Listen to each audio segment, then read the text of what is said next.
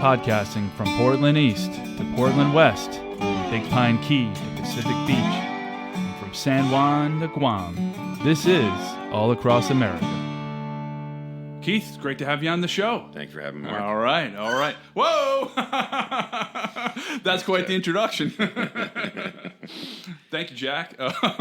So voice actor versus regular actor. Mm-hmm. Tell us what that's about.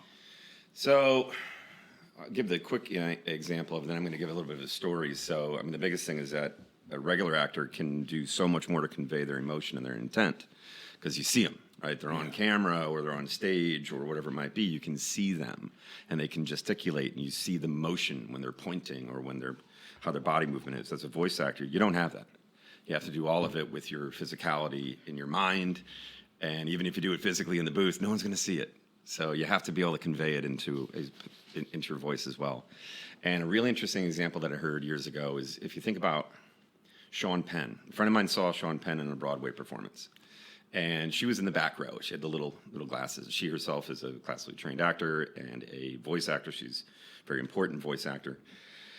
And she was paying attention to Sean Penn, and she's watching all these people who were traditional stage actors, musical theater ones that are big and they're very demonstrative and they're moving around a lot, right? But with Sean Penn, he would just kind of stand there. And if you were in the front row, you saw everything. But if you were in the back row, you thought that Sean Penn was just kind of dull and standing there. But if you zeroed in on his face from the back row, like she did with her magnifying lenses, she saw his eyebrows and the furrowing of his brow and the way his lips would quiver before he said anything, and she could tell it was going to be an important line with that, right? So that, as a voice actor, I do all of that. I'm working with my eyebrows. I'm working with my shoulders. I'm working with my mouth. I'm working, yes, verbally, but also different expressions, smiling, frowning, gritting your teeth, using a lot with your hands to try to convey all of the intention and the emotion that you can and get it to fly out of your mouth. So it almost seems like there's three different kinds of acting the way that you're describing it, between a stage actor who, they're projecting out into an audience that could be hundreds of feet away, and then you do have to be thespian-like and, use all these exaggerated expressions. Maybe it's Sean Penn as a TV and movie actor. He's used to having that camera up front, and he's not making those movements, and he's much more subtle. And then for you as a voice actor, it's even more extreme than that it's... Everything is all about your voice. That's right. And so, when did you get into it? I was thinking, I was doing some research, and the famous line in the voiceover for the trailers is "In a world where," and looked up the name of the guy, Don LaFontaine, That's right. And he's like an absolute legend. Everybody knows the voice, even if they wouldn't know who he was. And he described the story when he was 13, and his voice changed one day. And the next day he goes into school and he's just has this like incredible baritone. It's octaves below even a regular baritone. And his teacher thought that he was playing tricks on her because one day he had his higher pitched voice. His voice broke, and then he just he became a completely different person. And she thought that she was pulling his leg. Was there a moment like that in your life, or a couple versions? I'm glad you brought up the legend Don LaFontaine. I think every voice actor, at least every male one, does the inner world. You have to do that. So when I was a little kid, I had an imaginary friend. I probably had a lot of imaginary friends. I was really balancing that interesting line between wanting to be playing sports and playing make-believe, right? Balancing it back and forth. And so, when every other little kid probably wanted to be in the NFL or be a doctor or a banker or lawyer or whatever, I want to be a cartoon. As simple as that. I want to be a cartoon. And I even went so far as to make my own little universe using plasticine. Remember plasticine? A little kind of play clay, sort of like, it's not really heavy-duty clay. It's just more malleable, almost plastic in its own right. And I made these little characters up. And I would name them all, and I would have little stories in my own mind of what they were. I think I even one time made a little short-form video with my brother, though there was no narration. But, I was really into it. And so I had a kind of back-pocketed that in my life. And as we go along, I never really explored it. Even though I grew up by college, by Wesleyan University, where they had a brilliant acting program for kids. They had a very highly regarded playhouse there in Middletown, Connecticut. And I didn't do it. And so it's always been a regret. But I just didn't do it, and went along in life. And when I got out of college, I was making all my friends laugh by doing all these crazy voices and doing imitations of people all the time, making fun of them behind their back. And when I was shortly out of college, this woman, Marilyn, who's like a surrogate aunt to me, says, "Keith, you're wasting your voice. You should be doing something with this. And I wanted you to talk to this guy. And I'm going to set up a phone call." And so she set up this phone call with this guy. And he said, "Here's what you need to do. You need to go to New York City. And you need to take these acting classes at this school, that school, the other school." And being my father's son, I thought it was a scam. So I never did it. How old were you at the time? 24. 24 maybe. Yeah. And so it never amounted to much. And again, sat in the back pocket. And then fast forward, I'm about 30. I'm at a diner in the morning with my then roommate, Mike. And, we'd had a fun night the night before. And so my voice was even more deeper. that really sexy voice. And he asked me when I'm going to get it. I said, I think I'm going to go and get the Taylor ham and egg.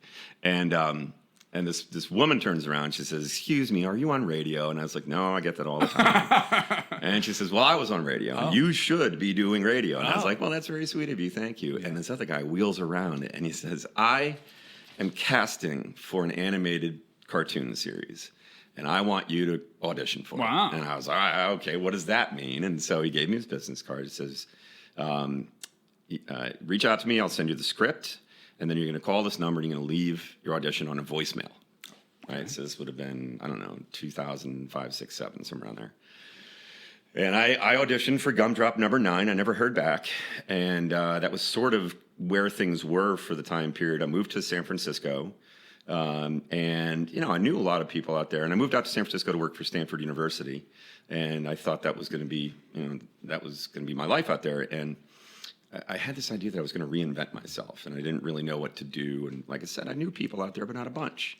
So I had an opportunity. So I started doing stand-up comedy, and I was very bad at it. I didn't understand how to develop an act for me, but I could write good jokes, and I wrote jokes with this other guy who went on to do some really great work, and he actually went to the Fringe Festival. His name is Will Franken, and he disappeared. He got plucked up by Fringe and moved over to Edinburgh and never came back. And so there I am without my creative outlet.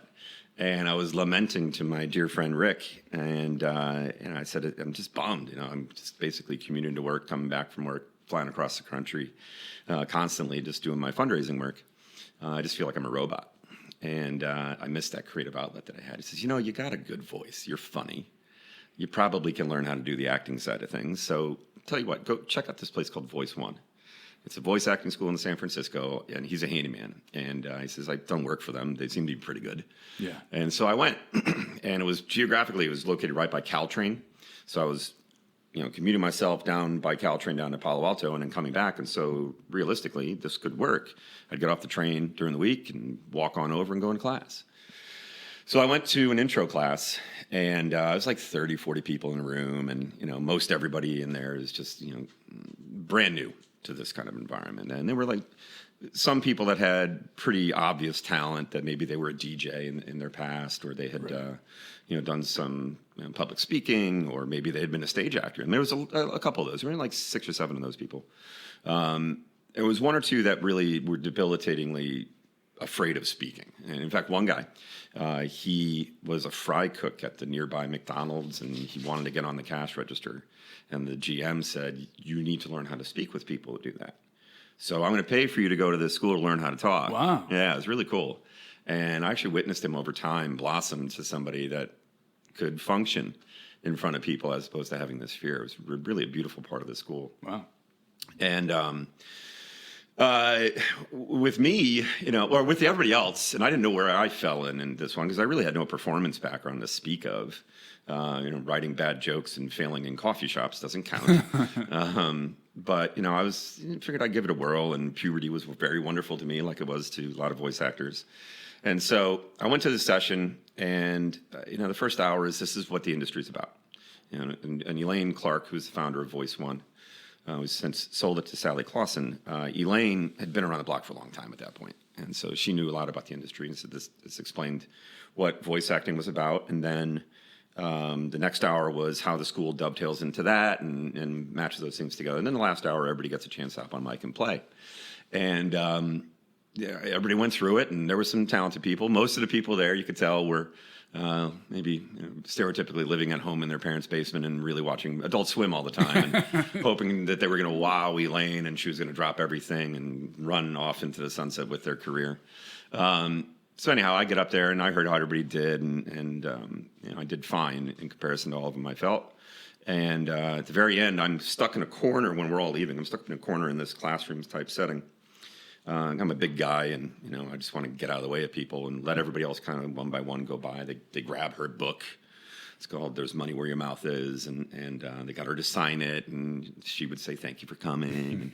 And one by one, going through all those goodbyes, and I'm the last person. I've seen her say goodbye to everybody, and I do the same thing. I grab the book and I hand it to her to autograph, and she pulls me in. She says, "Please come back. I want to work with you." And she hadn't said that to anybody in that class. She may have said it to other people before or after, but she didn't say it in that class. Yeah. And so I was all excited. So cool. I just was, how do I go and make sure I come back all the time? And so I looked at the syllabus, looked at the budget, and figured I was going to make it work. Yeah. And I found every single class that I could get my hands on.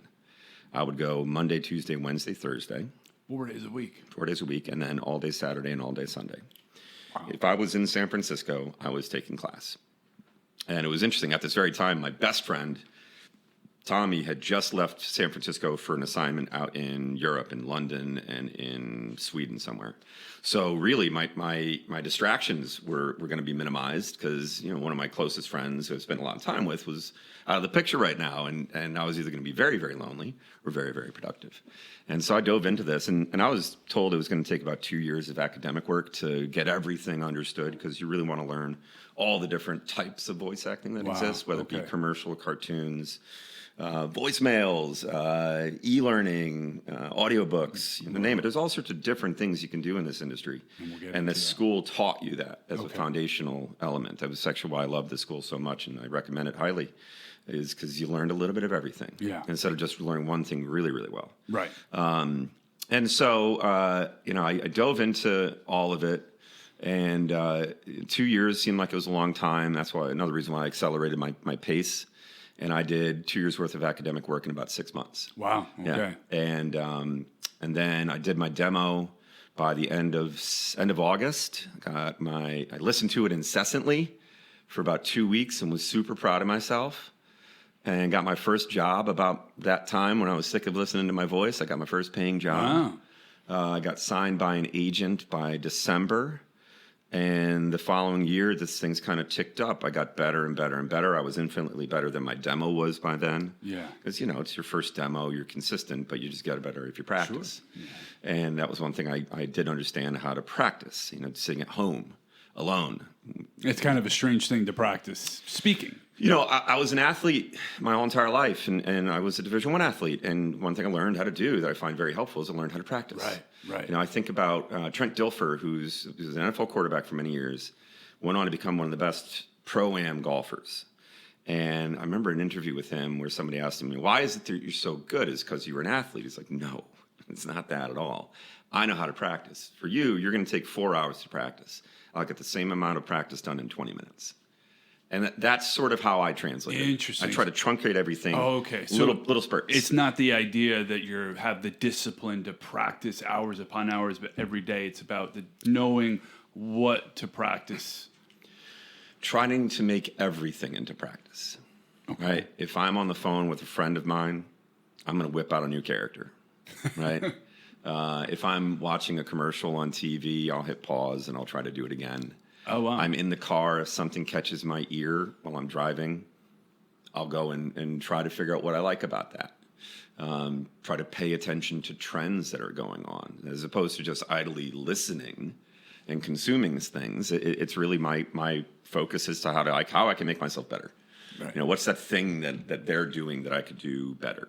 So customer service agents, do you put on a practice a new voice if you're calling, I don't know, Verizon to dispute a bill? No, I don't. It's the opposite. They're very mean. No. I mean, listen, the reality is most voice acting is your normal voice. Most of it is. Okay. Yeah, most of it is. Yeah. Most of the stuff that I've gotten jobs for has been just my normal voice. Okay. Animation's a little different, where you get to play around a little bit more. Yeah. But yeah, almost everything is going to be this. It's how I'm talking to you right now, because that's what people want to hear. Yeah.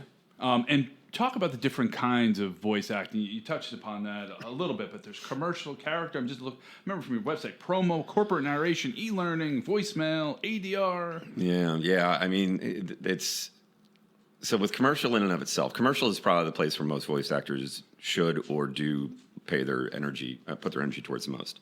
And the reason why is because if you want to get signed by a talent agent, they want to know they can make money off of you. Right. And commercials are the best place to go and Right. make money. And so within the commercial space, there's probably a number of different types that exist as well. There's the buddy next door, that's the everyman read, and it's a little sloppier. Maybe you'll kind of have a stutter that you throw in, because that's how normal people talk to each other, right? Yeah. But then you'll have the authority, where you're talking about something very seriously from a spot up above. Yeah.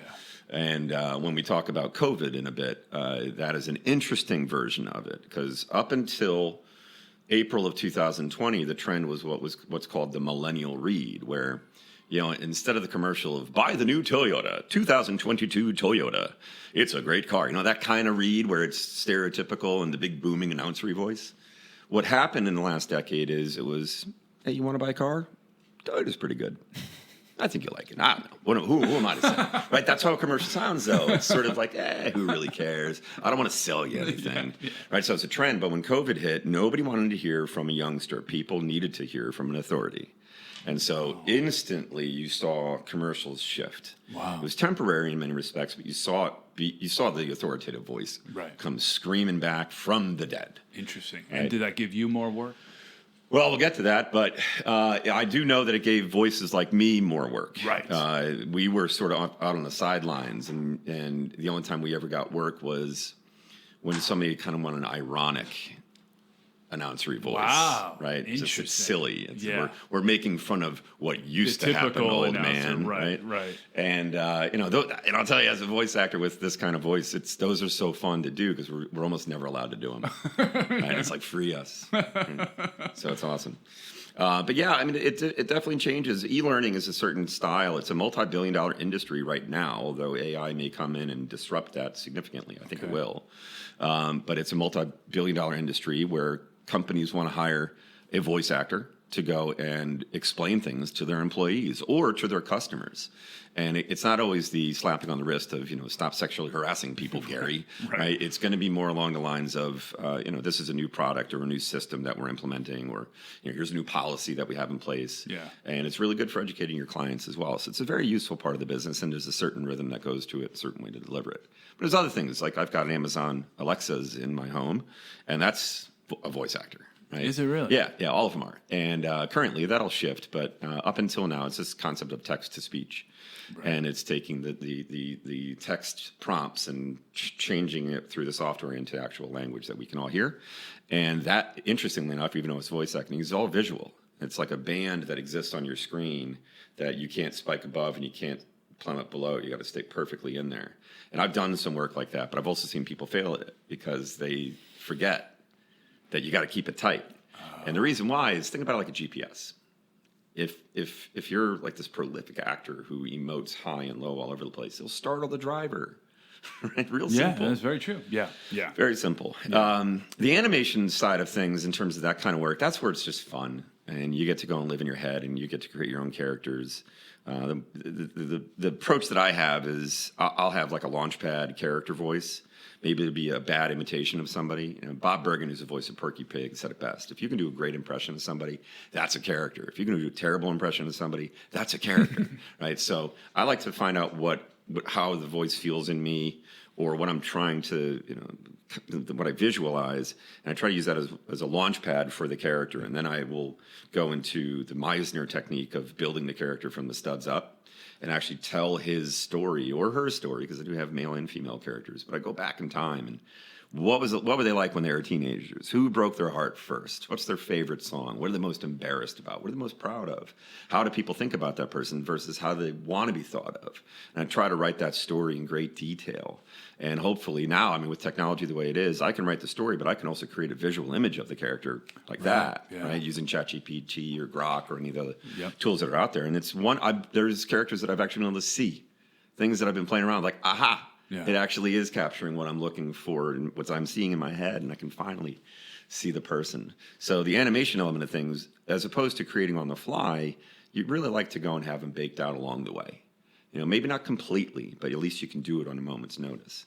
And I think my favorite example of that, where it was simultaneously on the fly, and it's something that I had in my toolkit, right? Because that's what you really want to get to. You want to be able to pull your tools out of your toolkit and use them when you need to.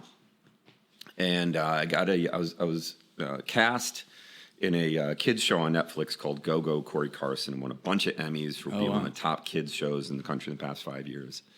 And I got not so much discovered, but I just kind of stumbled into it. I was in an improv group in San Francisco, and my scene partner / instructor was like, "Oh my God, I haven't told you that my dear friend Kim does casting for Pixar. You guys should meet." She literally pulled out his phone, and we're texting with each other, and I connected with Kim in the moment. Yeah. And Kim sent me 11 characters over the weekend to audition, and it was just all over the place, from a little old woman that she wanted to be like, who's the old woman from The Office? One with the glasses, Carol. That dates Bob Vance from Vance Refrigeration. Yeah. I can't remember her name, but I know exactly what you're talking about. But she was looking for that, and I couldn't really do that. But I was like, but I got a woman named Peggy who's wonderful. I think you'll like her. Peggy's sassy. So, I did that one, and then I did a bunch of other different characters that she was looking for, and she was just like, this is awesome. I'm so glad we connected. Let's figure this out. And so I ended up getting down the final two for the lead. For one of the lead characters, the father, missed out for another great actor who ended up getting the part. And what they told me is, you can do a little bit of everything. We'll figure out how to go and work with you. Right? Yeah. My final audition with them was wonderful. It was a blast. I went into, it was in Berkeley, California, and they gave me the scripts, and they gave me a scenario where it was mom, dad, and the son and the daughter. So Mama, Papa, Corey, and Chrissy Carson are living at home, and the power goes out, and the kids have never played pretend before. So no power, no Wi-Fi, no Wi-Fi, no power, no TV, right? So they got to play pretend. And so the scene I got to audition for was super fun. They walked me through different scenarios, and you're like, all right, in this one, you're going to be, Mama is tied to the train tracks, and Corey's got to go and save her. And so what we want you to do is be some sort of like Southern voice to go and instruct Corey to go and save Mama's life. And so the only thing that I had in my mind at the moment was like a Southern prospector. And so I was like, Corey, you got to get Mama off the tracks. She's going to die. Right. And they're like, all right, shift. You're going for a pot of gold. And so we want you to be a leprechaun. And I was like, is the dad dumb? Like, he's not dumb. Is he worldly? No, he's not worldly. And I was like, I have an idea. And so when I had to go and read the part of, get to the pot of gold in an Irish accent, I thought of Joey Tribbiani from Friends, who couldn't do an Irish accent, but he did it as a Jamaican accent. It's a Corey, man, you got to find the pot of gold. Right. I was just having fun with it. And it was just stuff like that over and over again. And they loved it. And so they told me, we want to work with you, and we'll figure it out. And so I ended up getting cast as a loop grouper, where you can watch a cartoon and there's all the noise in the background, but it's like people. Mm-hmm. And it adds texture to the scene and makes it really feel like you're actually part of the scene. And so I was doing that. And it was really cool. Loop grouping was awesome. You see it constantly. You just don't know it. And it's a couple actors come in with file cabinets worth of material on cars or on hospitals or on, courts or whatever it might be, whatever the subject might be. And you just basically improvise a scene with 2-3 other actors on a mic to make it sound like that's what's going on in the background. And then eventually end up getting pulled out of that, and they gave me character. And then they gave me another one, and then they gave me another one. And the character that I had that I'm most proud of in Corey Carson, it was the last job that I recorded before COVID. Wow. The absolute last one. I think it was March 8th. And I was out here. I was out in New York at the time. And normally I would be in California doing all of this and, talk to the studio, and it didn't look like I'd be able to get back through it. And they tell me the name of the character is Zachary Horsepower. And, I'm like, all right, who is this guy? And, it's a kid's show, so I can do a lot of different things and not worry about that too much.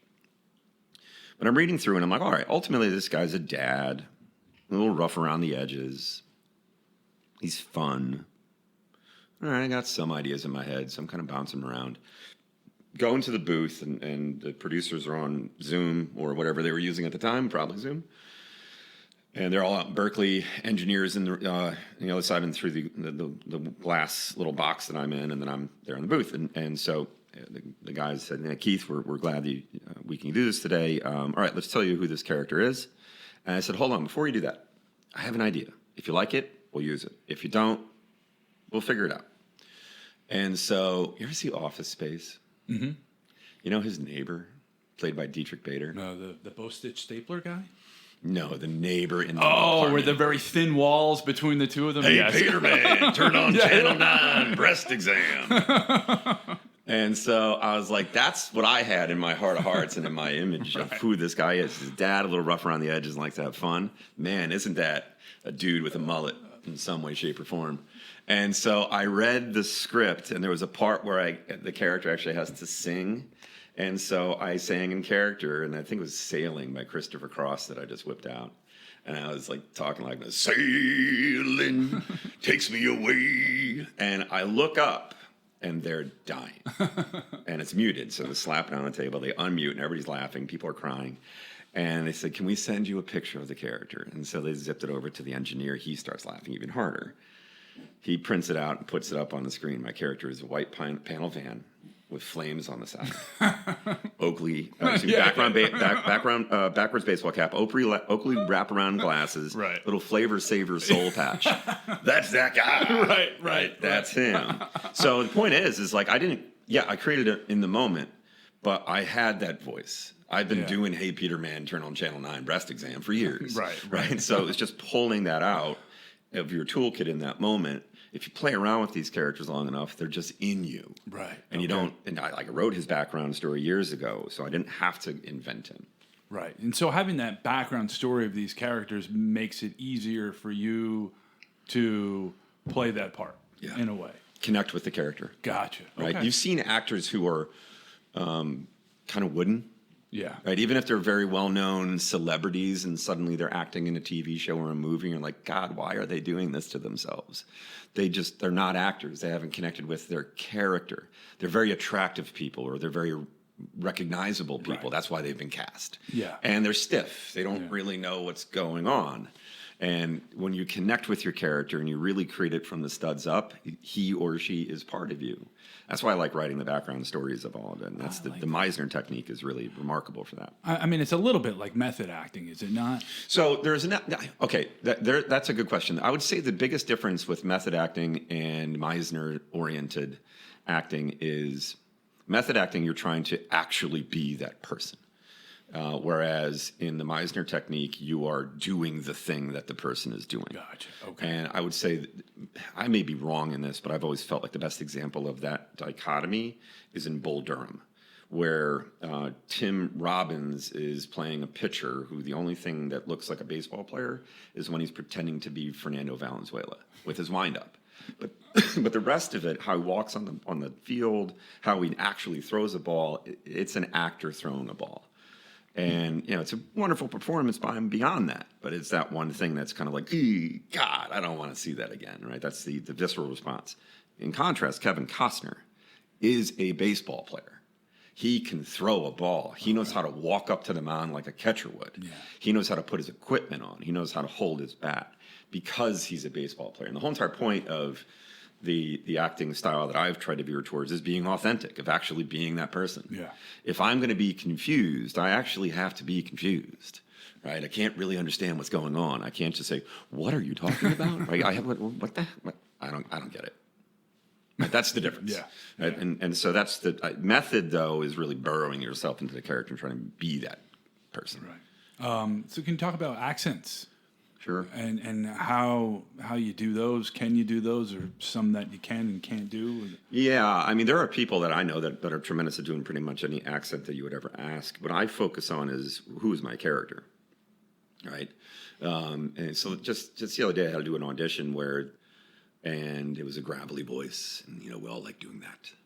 Yeah. But in a moment had to do a Southern accent, and that's easy. It's just basically a mixture of Zachary horsepower with a twinge of that Southern prospector all of a sudden stood in there. Yeah. And so I can talk like this. I can even bring it up a little bit more, right? So you're just kind of, it's not the accent. I'm actually trying to make a character that has his own accent. I'm not really trying to nail South Carolina with sounds like you have some molasses in your mouth. Right.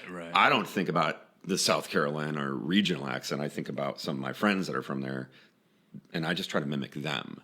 So accents are an interesting thing. They're another level of it would be to go and, okay, I'm just going to build characters that are from Ireland or from Boston or from Long Island or from wherever. Some people like Fred Armisen. He's got a bit where he takes you from Maine all the way through the entire East Coast, all the way out to the West Coast, accent by accent by accent. It's beautifully explained how he walks through. That. Okay. It's an awesome bit. It's like a 7-8 minute bit on YouTube. And he goes through even the granularities of, being from Long Island, where, if you're from Long Island, it's a little slower, and you just kind of talk like this, and that's how you sound. And then you get into Manhattan, you're from Manhattan, you're a little bit quicker, a little bit sharper. Right. And he takes you all the way through, and I love when he does California, where it's you say every single syllable in that word, where it's California, when you're in Southern California, as opposed to when you're in the Bay Area, where you're in San Francisco, and it's just quicker. You're saying every single syllable, but San Francisco is much quicker. Right? And don't ever say San Fran.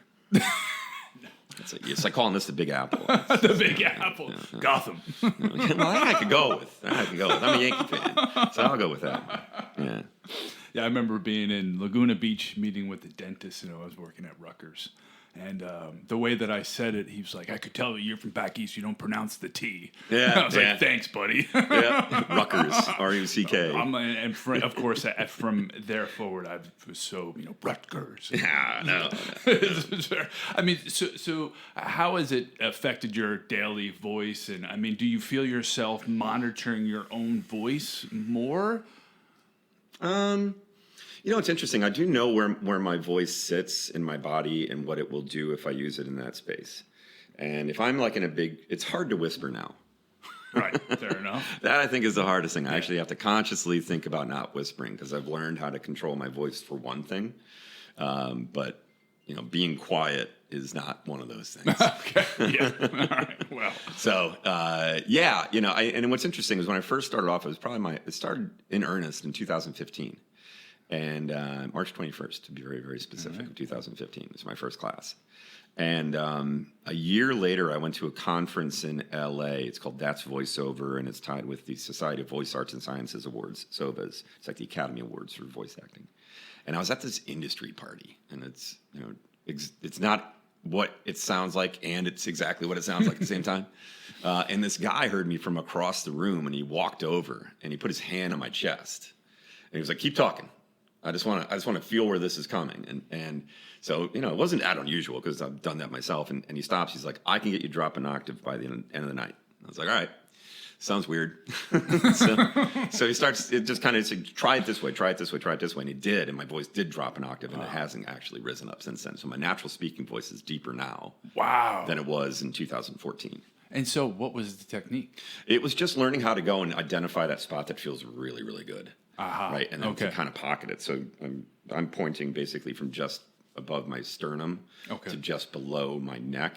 Like that's where my voice sits. Right, and I love it there. Right, I can feel it. And so for the average person, their voice is sitting in their throat. In the throat, yeah. It's a head voice. Yeah. Right, okay. And admittedly, I have a bit of a nasally voice. I know where it comes from inside of here, but I'm still able to go and project and have a deeper voice. It's this weird, odd combination of being nasally and very deep at the same time.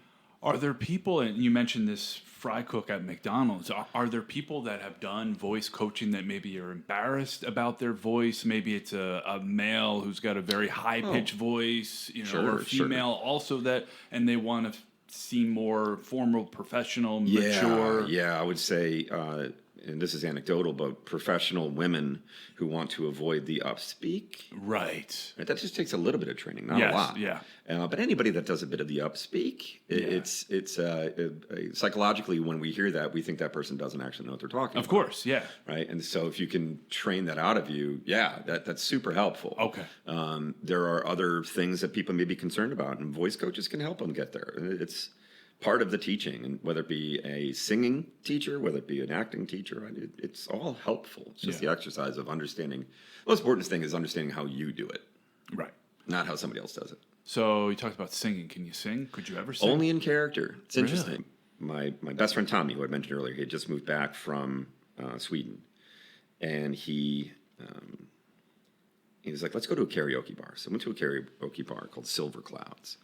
And I'm fine doing that. So I sat at the bar, and I didn't want to do karaoke. No interest in doing karaoke. Zero interest in karaoke.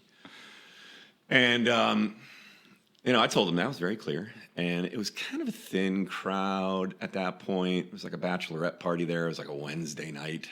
But people started to show up, and it was, I don't know, a quarter full. It's a big place. And unbeknownst to me, he wrote my name down, and he chose my song. Nice friend. Royals by Lord. Okay. Right? Now, I don't know. I know the song. It was ubiquitous at that point. Everybody. It was everywhere. If you listen to the radio at all, or any, it was everywhere. Yeah. And the one thing, though, is that I had been following this guy called Puddles the Sad Clown on YouTube. He's like this 6'8" clown. He's dressed in white and black, and he's just sad and bored and glum. And he does this beautiful version of really almost any female singer in a deep, deep baritone. Okay. And he gets it down there. And so I was like, I'm going to do it that way because that's the only way I think I can do this. And so I go up and I fumble through the first stanza or two. And then I hit the, "There'll never be Royals." And I was like, that's going to peak on that microphone right there. And everybody just kind of shot up. And the whole place starts dancing along as I'm singing this mockery of Royals by Lord. And I sit down, and everybody claps, and I sit down next to Tommy, and I grab my beer, and I go, that was awesome. And so I became my own very version of artist in residence over the next several years. Oh, wow. Every single Friday and Saturday, I'd wind up there at some point, and I would just go and blare out, I don't know, Lisa Loeb and the 9 Stories, Stay. I would do, my favorite was Celine Dion doing My Heart Will Go On in a baritone, and that's a sing-along. I mean, it almost sounds like an amazing idea for a cover band. I mean... yeah, probably. Probably. I mean, you have to come up with a tongue-in-cheek name of, like... Oh, that's the fun part. Yeah, Led Zeppelin, for instance, is probably the best one out there. Yes. It was one I saw earlier. It's the Fat Rascals. I saw that earlier today. That was pretty good. But yeah, I mean, it was a blast, but it was helpful, and it really was in character. I didn't do my own voice ever. Okay. And I was not doing it seriously whatsoever, and that helped me just get over my own hang-ups. Wow, okay. Because I wasn't singing, my character was. Right, okay. Right? Yeah, you're almost able to step outside of yourself. And, totally. Right.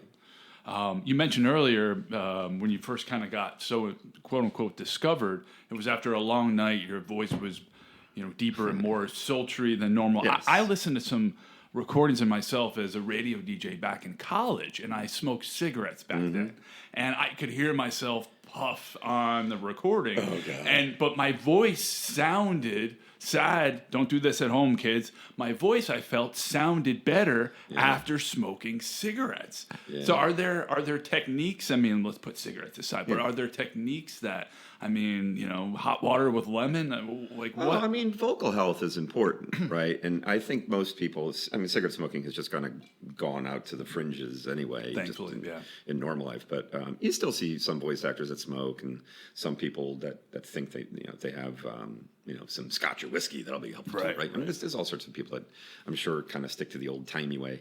But vocal health is super duper important. My biggest thing is making sure mucus is out of the equation. There's good mucus and bad mucus, and it just makes these weird noises that nobody wants to hear. Yeah. And so what I'll do is I'll just have a green apple. Honestly, that'll knock it right out. That's the best thing that I do. There's other things, like instead of getting regular Hall's throat lozenges, there's other lozenges called like pastilles. Sounds very French. Yeah, it's like a gummy almost. And I see what you mean. Okay. I don't think there's any sugar in it, and it induces positive mucus that you're trying to have because you can't have dry mouth. Yeah. And there's people that have made a whole set of cottage industries off of vocal health, and honestly, a lot of them make sense. I do the minimal. Okay. Hydration. Right. And you don't smoke cigarettes. No. I had smoked a half a pack of cigarette in my life, and it was one night with my college roommate. We split a pack of Camels with a K. at the Park Cafe in New Brunswick, New Jersey. That was Those sound legit. I don't recall enjoying them. I'm an asthmatic, so I certainly can't. Probably can't. So yeah, it's that stuff though. I've got this nice little rumbly voice that I like to have, and I don't want to make it too smooth. Right. Can we talk about overdubbing? I'm always thinking of like these kung fu movies from back in the day. Do they still do that where, you want to fight me? And the voice would keep, the mouth would keep moving like 3 seconds after. Awesome to see where dubbing and looping is right now. Netflix had, the Squid Game? Of course, yeah. Okay, the Squid Game I think is the best example of it. My disconnect as a viewer with films that are dubbed from one language into English, my disconnect is very often in the casting. I don't see that voice matching up with the person who it's coming out of. Right. It just doesn't seem to hit. And Squid Game nailed it across the board. Right, because I was from South Korea. Yes, and every single person they matched up so well that it was just seamless, and you didn't even think for a minute. You're right. I never thought about it. Absolutely. I saw the whole thing. I mean, the first installment, and it's never crossed my mind until you mentioned it now. A friend of mine does all of that for Netflix. He's a wonderful producer, and he does that. I actually have had conversations with him in the past. I'm like, man, I'm waiting for the industry to get to that level where everybody is doing it this way because it's still a disconnect for me.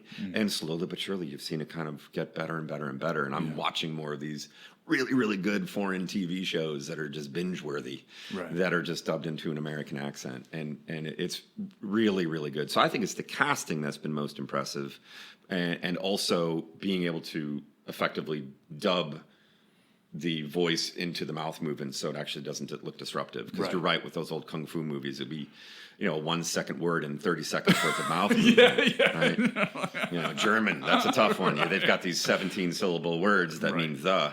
And it's confusing. I did a dub for a German TV documentary on arachnophobia years ago, and I always think to myself, "There's no way that this one word translates into this quickly," and it was just going to be a disconnect. And it worked out fine, I guess. But now it's just so superior. Technology has gotten to a point where you can do a lot of stuff in post that you can make everything look really good and sound really good. I mean, it's an amazing time right now.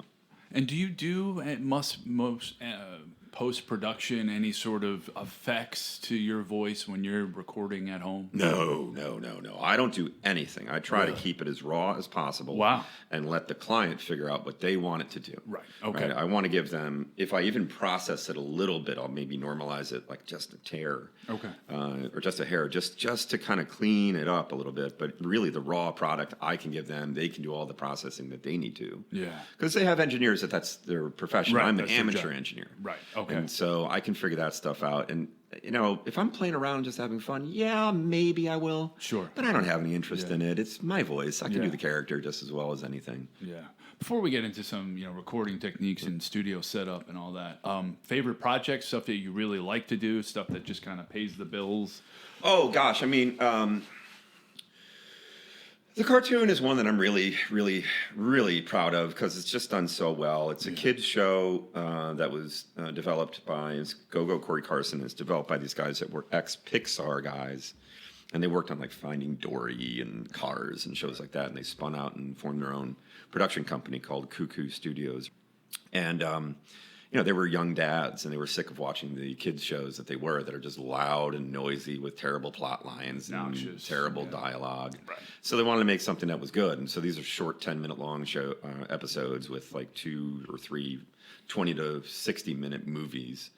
And there's little Easter eggs that are tucked in there for adults. Yeah. Like there's one that's like a recess themed one at school, and Corey's in charge of recess that day, and he decides there's no rules. And so the kids go bonkers. And at one point, one of the little kids in the background yells, "This is recess."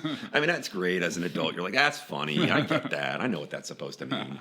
So there's all these little Easter eggs that are in there. And the theme of the show is really, really good. And it's excellent from an educational standpoint for children. Yeah. And as a parent, you can go and plop the kid down for those 10 minutes, and you got them. All right. Maybe you want to watch them with them, but you don't have to. You can just kind of let them be for 10 minutes and maybe put them all in a row, and maybe you get an hour to yourself. And so it's good. I like that. A recent one that I did is a documentary on skee ball, and it's called "And the Ball Rolls On." Right. It was invented in Philadelphia. Yeah, well, South Jersey. South Jersey. Yeah. And I did that in 2018, actually. I was still relatively new, and my agent at the time had been like the target agency for this couple that were creating this story. They'd written a book about the whole saga of creating skee ball, and they wanted to make it into a documentary. And so I did this. I spent 4 hours with these people, and I did a bunch of different characters, all historical characters, ranging from like a Wurlitzer kind of voice, welcome to the thing, blah, blah, blah, blah, blah, blah, blah, blah, that kind of weird old-timey thing, to a character who actually is at wit's end. He's sort of like the rainmaker for the original creator of skee ball, and he put all of his resources into it, and he's lost everything. He's sleeping in a bathtub of a stranger.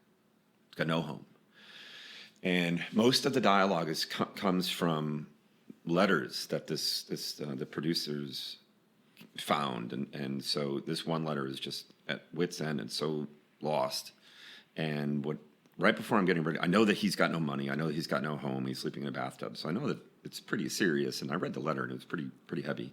But right before I'm getting ready to go into the booth, Tad Cooper, who's one of the producers, he pulled me aside. He's like, right next to the bathtub is a loaded revolver. And he pushed me in the booth.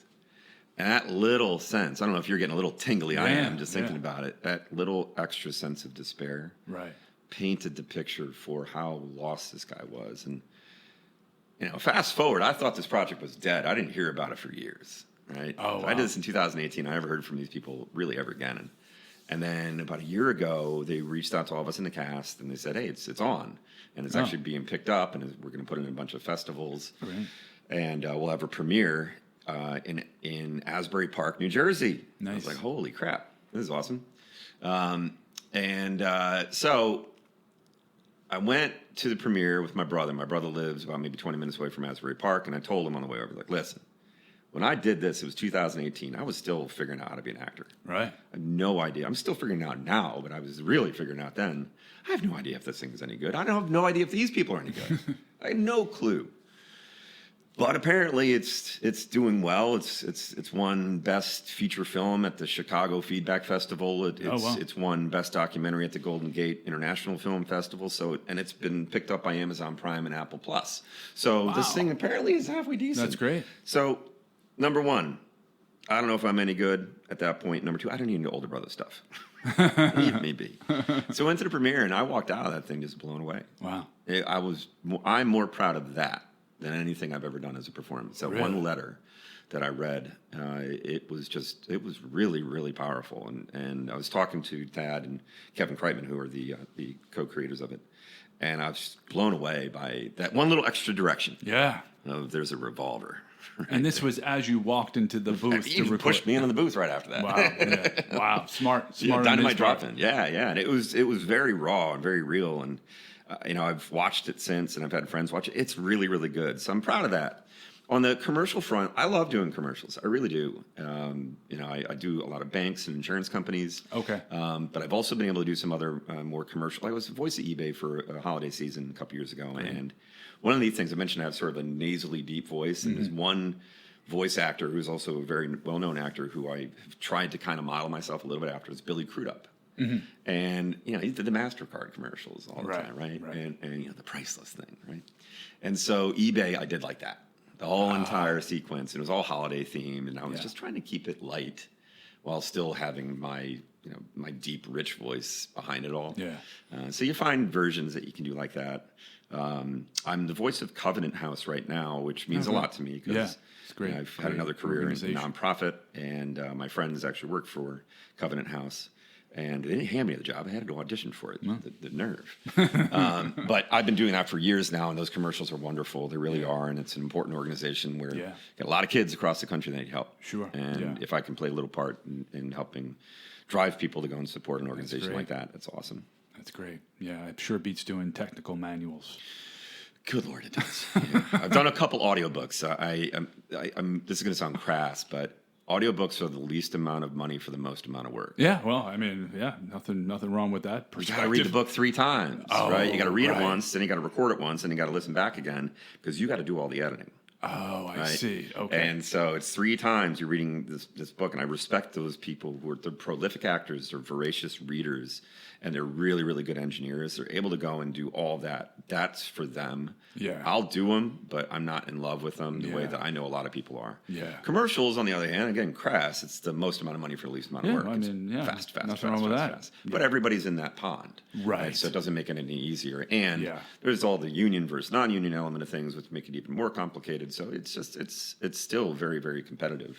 Are voice actors part of SAG or? Yeah, Okay. yeah. I mean, you can be. I'm personally not, Okay. and no objection to it. But just very simply, 70% of the work that's out there for voice actors is non-union. Oh wow. Okay. Because there's this whole universe of work that's out there. If there's Global Voice Acting Academy is a training organization, but they also have what is sort of like our industry standard for pricing out a job. There's like 150 different kinds of jobs that exist. Yeah. Right. And some of them are very, very tiny little mundane things to big chunky projects and how you price it.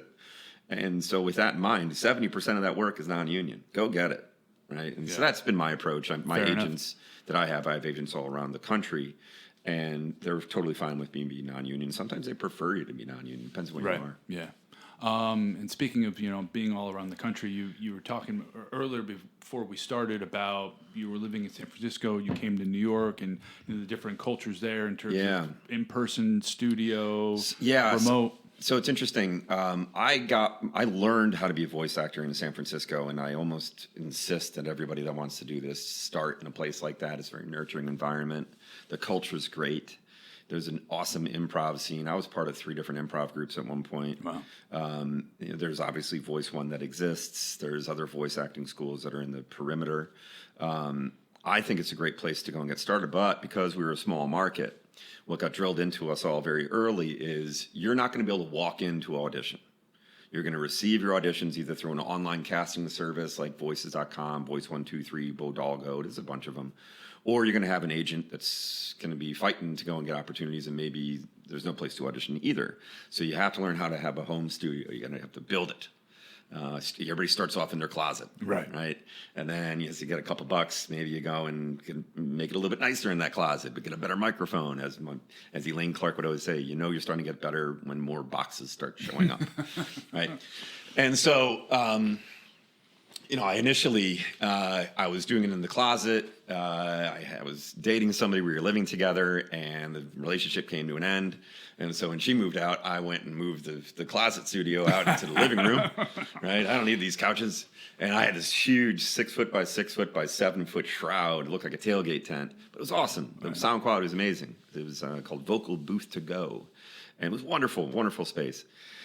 And, then over time, you kind of shift things and professionalize it. But there I was in San Francisco learning how to do it. And I had been back and forth. My life has really been bi-coastal for the past, since 2011. And I had always wanted to be part of the New York scene or the LA scene. And there's sort of like this wall that's around that. And I got it. Listen, they're lousy with actors in LA. They're lousy with actors in New York. They don't need another actor coming in. Right. It doesn't really matter. And so good luck, kid, that kind of thing. And so my situation was really interesting. I teach voice acting in some capacity, either from business development or even cartoons or character creation or commercials. And I teach them sort of ad hoc, but also through Voice One. The school that I went to. And one of the things I tell people is you have to make sure everybody around you can not only understand what it is that you do, but they can regurgitate it to perfection. And it's really just kind of broadening out your network. And if everybody can understand what I do, then maybe they'll bump into somebody and they'll be the person to go and crack the code for me. Right. And, that's how I've got a lot of business in my career. I've heard from a friend of a friend of a friend that needs something. And so I'll get a new client that way. So it makes sense.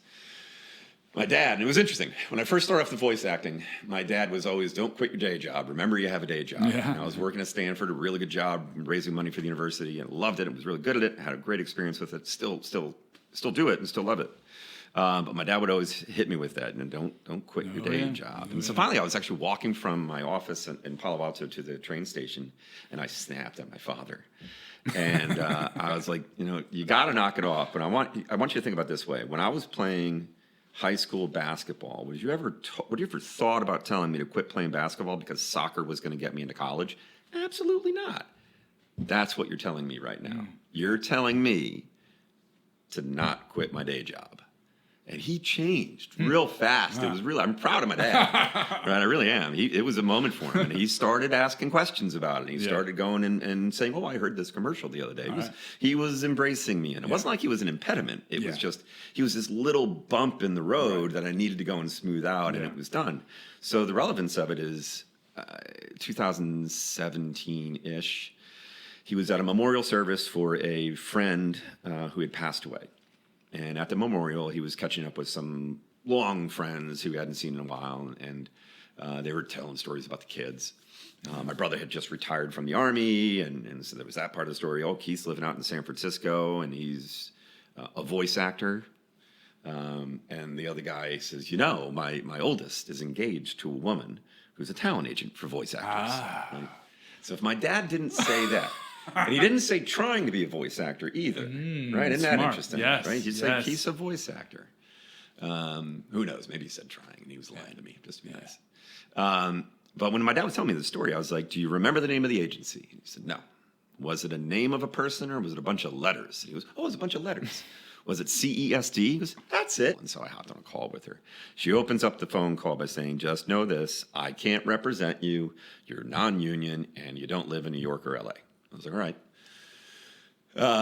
So we talk shop a little bit, and she starts asking me about the kind of jobs I'm seeing as a non-union actor. And there was one that I had just got on what's called check avail. So the process is basically you audition, maybe you get and that's like, with 1,000 people. Then you get a call back, and maybe that's with 50 people.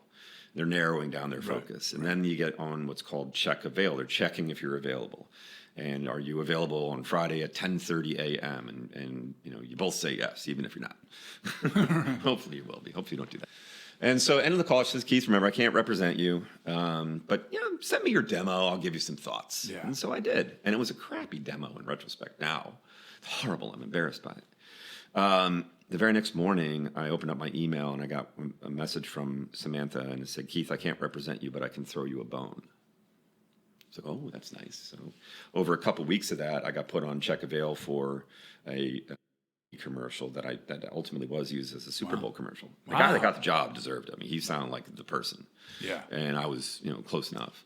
That's the neat thing. When you get put on check avail, you basically have to remind yourself over and over and over again, I got the job. This is whether or not they're going to pay me. Right. That's got to be your mindset. Yeah. Because otherwise you'll get brokenhearted all the time. And, when you audition anywhere between 5 and 50 times a week, right? Maybe even more than that. If you get heartbroken over every single one of them. Right. It's going to be. Oh, you'll be miserable. Yeah. I barely remember things after I'm done. After I hit send, I barely remember That's the way to be. Yeah. It's just easier. Yeah. So, they had me on as sort of a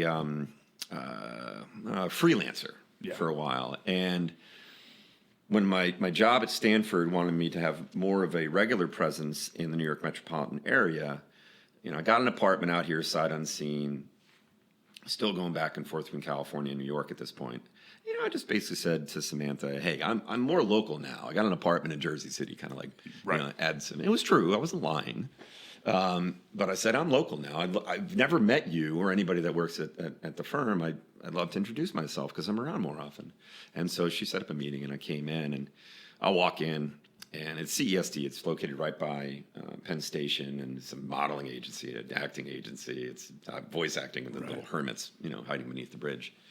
I walked in there, and Samantha shows up, and she's this tiny little woman who's at this point, I guess, like 8 years pregnant. She looked like she was getting ready to go and give birth to a linebacker. And she walks me into one of those glass conference rooms and doesn't close the door behind her. And I was like, well, that's interesting. And then after a couple minutes, in walked 2 older agents. They're the agents, right? And they said, Keith, we're glad that you're here. We've had our ear on you, which I thought was funny.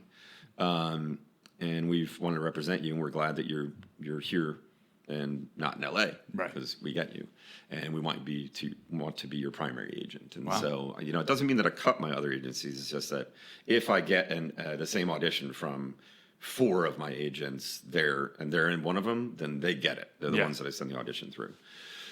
So I was delighted.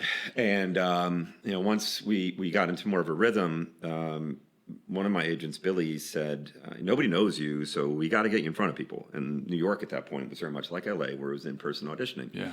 So, I was having days where at 8 o'clock in the morning, I'd be in the city and I'd crank through 1, 2, 3 different casting agencies just to have FaceTime and maybe get lucky. Yeah. And, it was cool, actually. One of them, I can't remember the name of the casting agent, but I went into a little closet with the script stapled, or scotch taped to the wall, and he's like, all right, go when you're ready.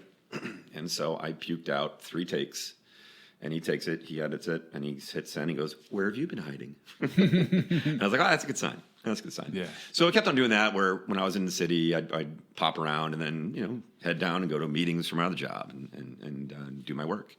And I thought everything was fun, and I enjoyed it. I did prefer the at-home audition because you could do it when you want. Right. But the in-person version also is much better because you get direction. Yeah. Right? And you also get to feed off the energy of the other people that are in the room. Yeah. And it was always funny when I would show up to these in-person auditions. There'd be like half the room be voice actors, and we all look like trolls that have been released from under the bridge. And then there's all these handsome people that are doing some other audition, and they all look the same. It's a bunch of 6'2" brown-haired, blue-eyed men, and then a bunch of 5'9" blonde, blue-eyed women. Right, they're for the TV. Right? I understand that. Those of us that are over here with our Dungeons and Dragons, backpacks, we're going to be doing this. So yeah, that kind of carried on, and then when the pandemic was becoming more of a thing, I was, my job at that point actually clued me into a lot of information. I was working for Stanford University, and I was also attached to a public policy think tank called the Hoover Institution. So I had a ton of information and a ton of access on COVID, or what was called then the novel coronavirus, right? Or the new coronavirus. And in fact, I was hearing it from people that were in the administration. I was hearing it directly in some cases, that this is a very serious problem, that we don't quite know how it's going to hit. And it could hit any number of sectors, but it's very serious. So I was taking it very seriously, and I was even one of those people that would tell my friends that be ready, that this could be a big nationwide shutdown. And I'd heard from somebody that Trump at that point was actually debating whether or not to go and pull that martial law card or not. Mm-hmm. And thankfully he didn't, and went a different route and put all the responsibility onto the governors of the respective states. But I had heard that, and I was thinking, well, Jesus, what could this mean? Yeah. And in fact, in one case, a buddy of mine who's a voice actor was living in Orlando and was getting ready to go all in on his voice acting career in L.A., had an apartment lined up, and he was going to drive cross-country from Orlando to L.A. And I don't think any place had shut down yet. There was no lockdown. But I called him up and was like, listen, man, there's a scenario where you're driving through Oklahoma in March, and you run out of gas. You got no place to stay, and you got nothing to eat.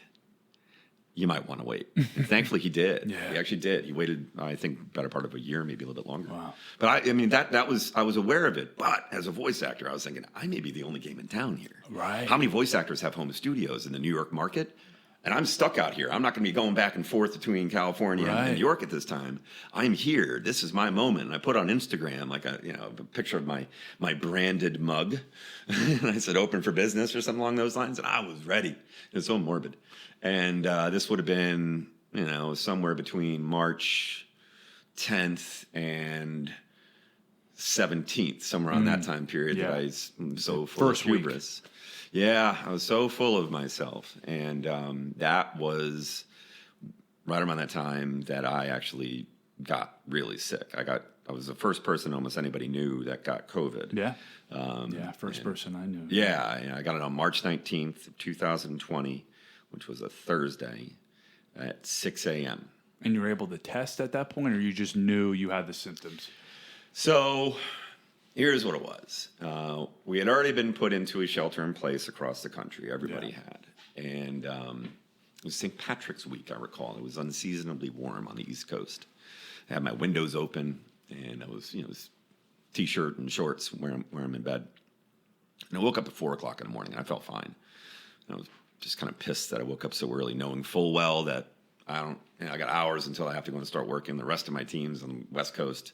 So even if I wanted to go and fudge a little bit, which I could have, it would have started at noon my time. So I had a big window. I got 8 hours on. Why am I awake? Yeah. So let me go and just turn off the alarm. I'll wake up when I wake up, and I'm lying in bed, and I'm just kind of watching the news wrapped up like a burrito, and I'm starting to fade off. And at 6 o'clock on the nose, it's unbelievable. I felt like I got hit by a lightning bolt.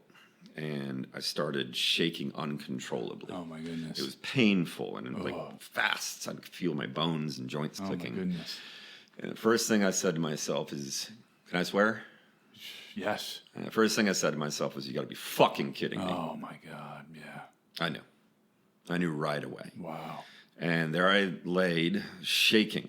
And it was for minutes, but those minutes felt like hours. And eventually, as I'm shaking, I'm freezing. And, the blankets aren't doing anything. So I hop out of bed, slam all the windows shut, crank up the heat, put on a sweatshirt and sweatpants. The classic flu symptoms. Get right back into bed. And I'm still shaking. And it was about 20 minutes that I was just shaking like that. And I swear to God, one of the things that I said, I started regretting any possible Parkinson's joke that I've made in my life. Right? I was just like, I was so crushed by this. Yeah. And I knew this wasn't the flu. I knew this was the thing. Yeah. And so my body started to calm down around 7. All right, let me go out in the living room, and I'm not falling back asleep now. So let me turn on the TV and learn about this thing. So I walked out to the couch, and as I'm going through that process, it's steps as I'm going along. I felt this weird pain where my skull and neck come together, like someone was pushing their thumb right into the back, and this wouldn't stop. It was painful. Then I developed this headache that felt like someone was pushing a small salad bowl on my head and just kept on pushing. It was just all the way around. I turn on the TV and I grab a blanket and throw it on the couch, and I developed this cough. Jeez. And it felt like I had sand and glass in my lungs as someone was punching me in the throat at the very moment that I was coughing. And, I get down on the couch and it's bad. And minutes are passing by. It's probably getting closer to 8. And I've been an asthmatic my entire life. Yeah. I was having difficulty breathing. And it's almost like I could feel my lungs deflating inside of my chest cavity, which was concerning, but it was more that I wasn't getting air in anymore. And being a lifelong asthmatic, you twist and turn and find the angle. And for me, it was I lied on my stomach. And everything kind of, the pressure released, and I was able to breathe again. My lungs filled up with air. But I'm still coughing, and it's painful. I'm still got this headache. I've still got the shakes. I still got the fever. At my peak, I think in the afternoon, it was like 104 degrees. In the afternoon, it was 104. So who knows what it was at that point? It was probably like 105. Wow. Which is a dangerous area to be in. Yeah. Cooking your brain. Yeah, and the neck pain was still there. And so, there I am. And I'm like, well, all right, I got this thing. I called up my brother, and I told him flat out, it's like, hey, I think I got it. Yeah. And, he was obviously concerned, and we pivoted over to our parents. Our parents at that point were in their early 70s. Yeah. And I knew enough about this thing as I was learning about it. And the one thing I was learning about it was it affects older people. Yeah. And they're in that window. They're both in their 70s. Yeah. And they were kind of going about their lives. They were going to stores and hanging out with friends. And we were concerned. And so my brother and I hatched a plan that I was going to go and be the good cop, and he'd be the bad cop. And I was going to tell him that I had this thing and they got to behave. And then Chris would follow up a little bit more of a smackdown, and maybe a shipment of N95s that he had sitting in the house that he'd drive up there. And so, I hung up with my brother, and I called my mom and dad, and I was like, hey, this is all before 9:30. And I was like, are you paying attention to this story about the virus? And my dad laughs. He's, this hoax. Right? And I'm on speakerphone, and of course, I hear my mom in the background sort of chuckling as well. I was like, well, I think I got it. Wow. And the silence was deafening. They were completely in shock. Wow. And I told them what I was experiencing. I told them, you got to go and take this seriously, because I didn't do anything to deserve this. I was, I congregated just like any other individual a week ago. Yeah. And I don't know where I got it. I don't know if I was in the subway. I don't know if I was in a building. I don't know if I was at dinner and somebody there. I mean, who the hell knows? Yeah. I did some rudimentary contact tracing where I reached out to people and said, hey, just want to let you know I'm sick. I don't know if I have the virus. Right. I think I do. Yeah. But I wanted to give you a heads up. Yeah. And thankfully, everybody that I reached out to, it's maybe a half a dozen people. Everybody's fine. Right. Nobody got sick, at least that they were aware of even. Yeah. I haven't heard anybody that had gotten sick. And so there I am. It's like 10 o'clock in the morning. I'm like, all right, what's this? So I call up. Had an apartment in Jersey City Heights at the time. And I go to the website for the state, for NJ.com. I'm trying to find resources, and I don't know where they are. And I think I saw something about the Jersey City coronavirus hotline, I think was what it was. Okay. And so I called them up and eventually got through, and it was like a 10 question questionnaire. And one by one, do you have this? Do you have that? Do you have this? And I'm like, yes, all of them. And the guy says, we highly recommend you get tested. And I said, how do I do that? And I swear to God, he goes, I don't know. Right. Yeah. It doesn't help. That doesn't help. So did another one and actually did speak to somebody who had some idea what was going on. It was that was the time we were in. Right. It was. Nobody knew anything. We weren't, it's not like you have it all. You have a book that you refer to for situations like this, but you don't have it memorized. Right. And so everybody was one by one getting information. And this person on the second questionnaire said, if you go to this hospital, just wait outside and they'll be able to do a test. But don't do it after a certain hour, or, they all have these restrictions. And so I tried and nothing. Yeah. It was right down the street from me. I drove by it and it was just teeming with people. So I was like, all right, forget that. Interestingly, I had an appointment, a phone call with one of my colleagues, and we were going to talk to a donor about a pretty significant gift. And I spoke to that faculty member beforehand to sort of brief him, and I'm hacking up a lung. Oh, boy. And I told him, I was like, listen, I'm doing the call with you, but I think I got the virus. And he actually yelled at me. It was funny. He's a China expert. Oh. And he asked me if I was wearing a mask. I was like, why would I wear a mask? Because even at that point, we were told, don't wear masks. That's right. Yes. Right? 'Cause there's a yes, shortage. that was the reversal. Yeah, it was the whole thing. Exactly, it was exactly. The noble lie, which actually wound up being accurate. The mask wasn't going to go and help me at that point in time, unless I was doubled up on a KN95 and an N95, which who would do that? Yeah.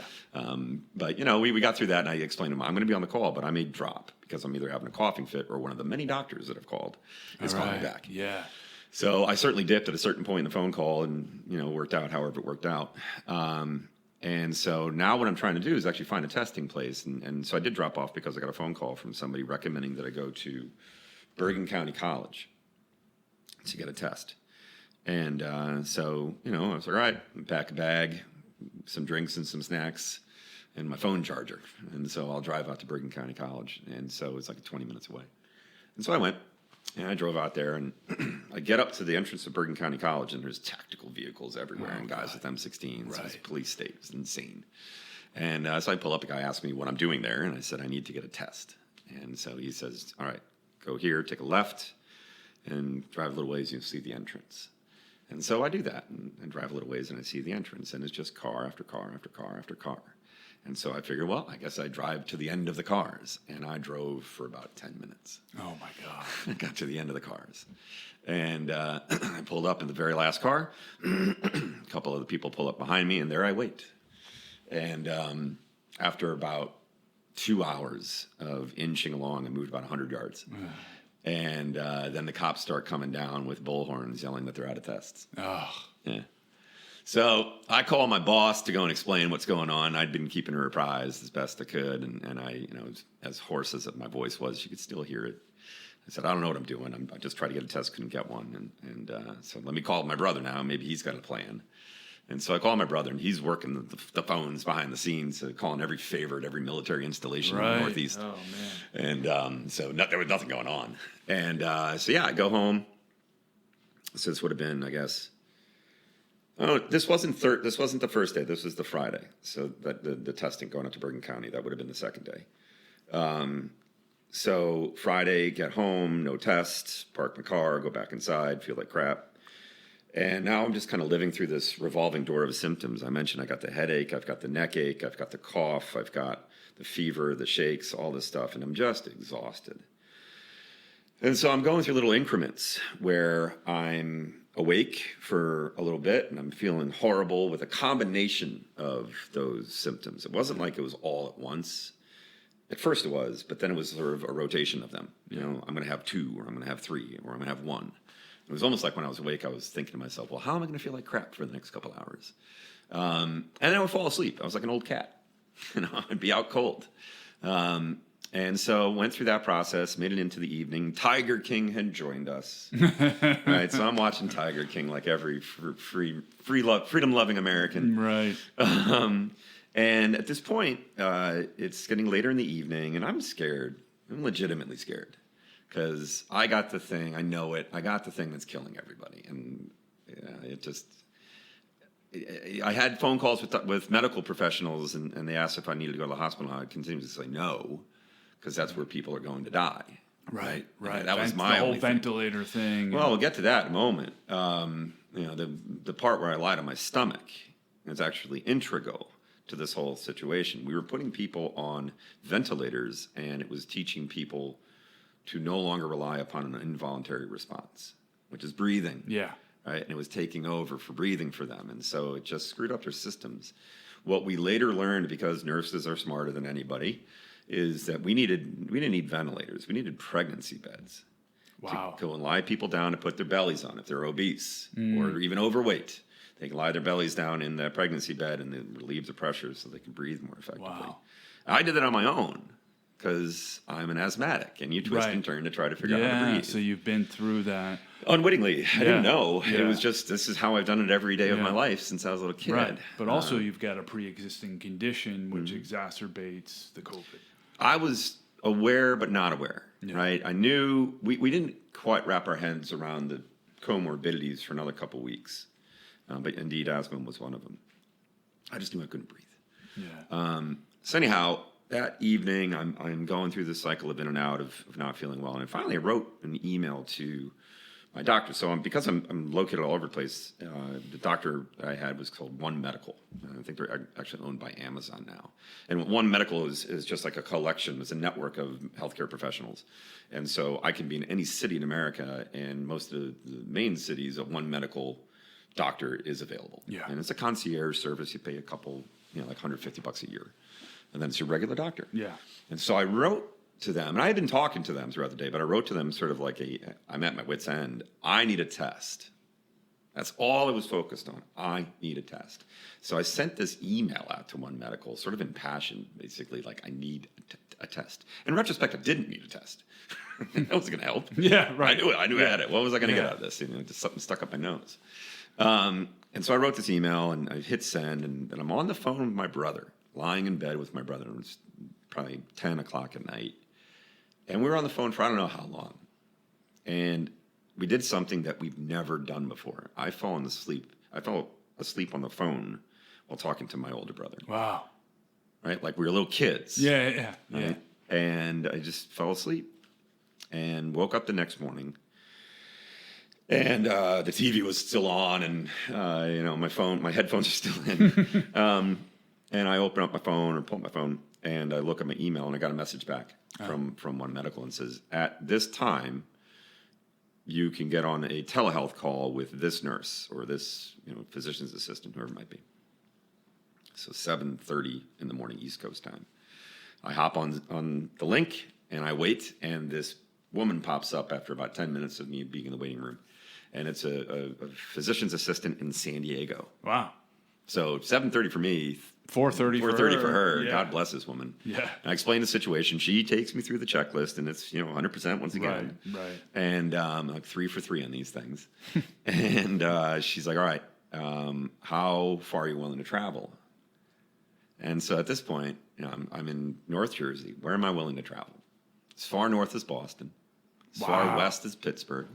As far south as D.C. Wow. So she's on with a network of other physicians, assistants, and nurses who are working this graveyard shift, so to speak. And she starts talking to all these people in real time, chatting with them as I'm on Zoom with her. Wow. And she's like, oh, there's one in Chicago. That's probably too far, right? And I was like, yeah, that's too far. And it was, oh, we have one here. We have one. Oh, hey, we have one in Murray Hill. And I was like, Murray Hill? Yeah, Murray Hill where, though? Like the town or the neighborhood? And she was like, Murray Hill... It's 39th and 2nd. It's like, that's the city. I I could have done Murray Hill, New Jersey, I guess. Yeah. I don't even know, because there's probably 2 or 3 Murray Hill, New Jerseys, because New Jersey is repetitive with their naming. It's like 15 Washington townships. There's a Belmar, and then there's a Belmar with a W at the end. It makes no sense. So anyway, I said, yes, let's book it. So they book it at 9:30, and she says, don't walk in early, don't walk in late. Your appointment is at 9:30. So other than my excursion to head out to try to get testing in the previous day and a half, I really haven't seen anything. I haven't been outside much. I haven't been paying attention to anything except for going from A to B. I walk outside to go into my car, and my car was parked about a block and a half away. So I start walking down the street on the sidewalk, and I see this couple walking towards me wearing masks. Oh. I'm wearing a mask too, right? Yeah. I had enough of them. My brother actually came by on the first day and dropped off a mask, a bunch of thermometers, a bunch of Gatorade, and stuff like that.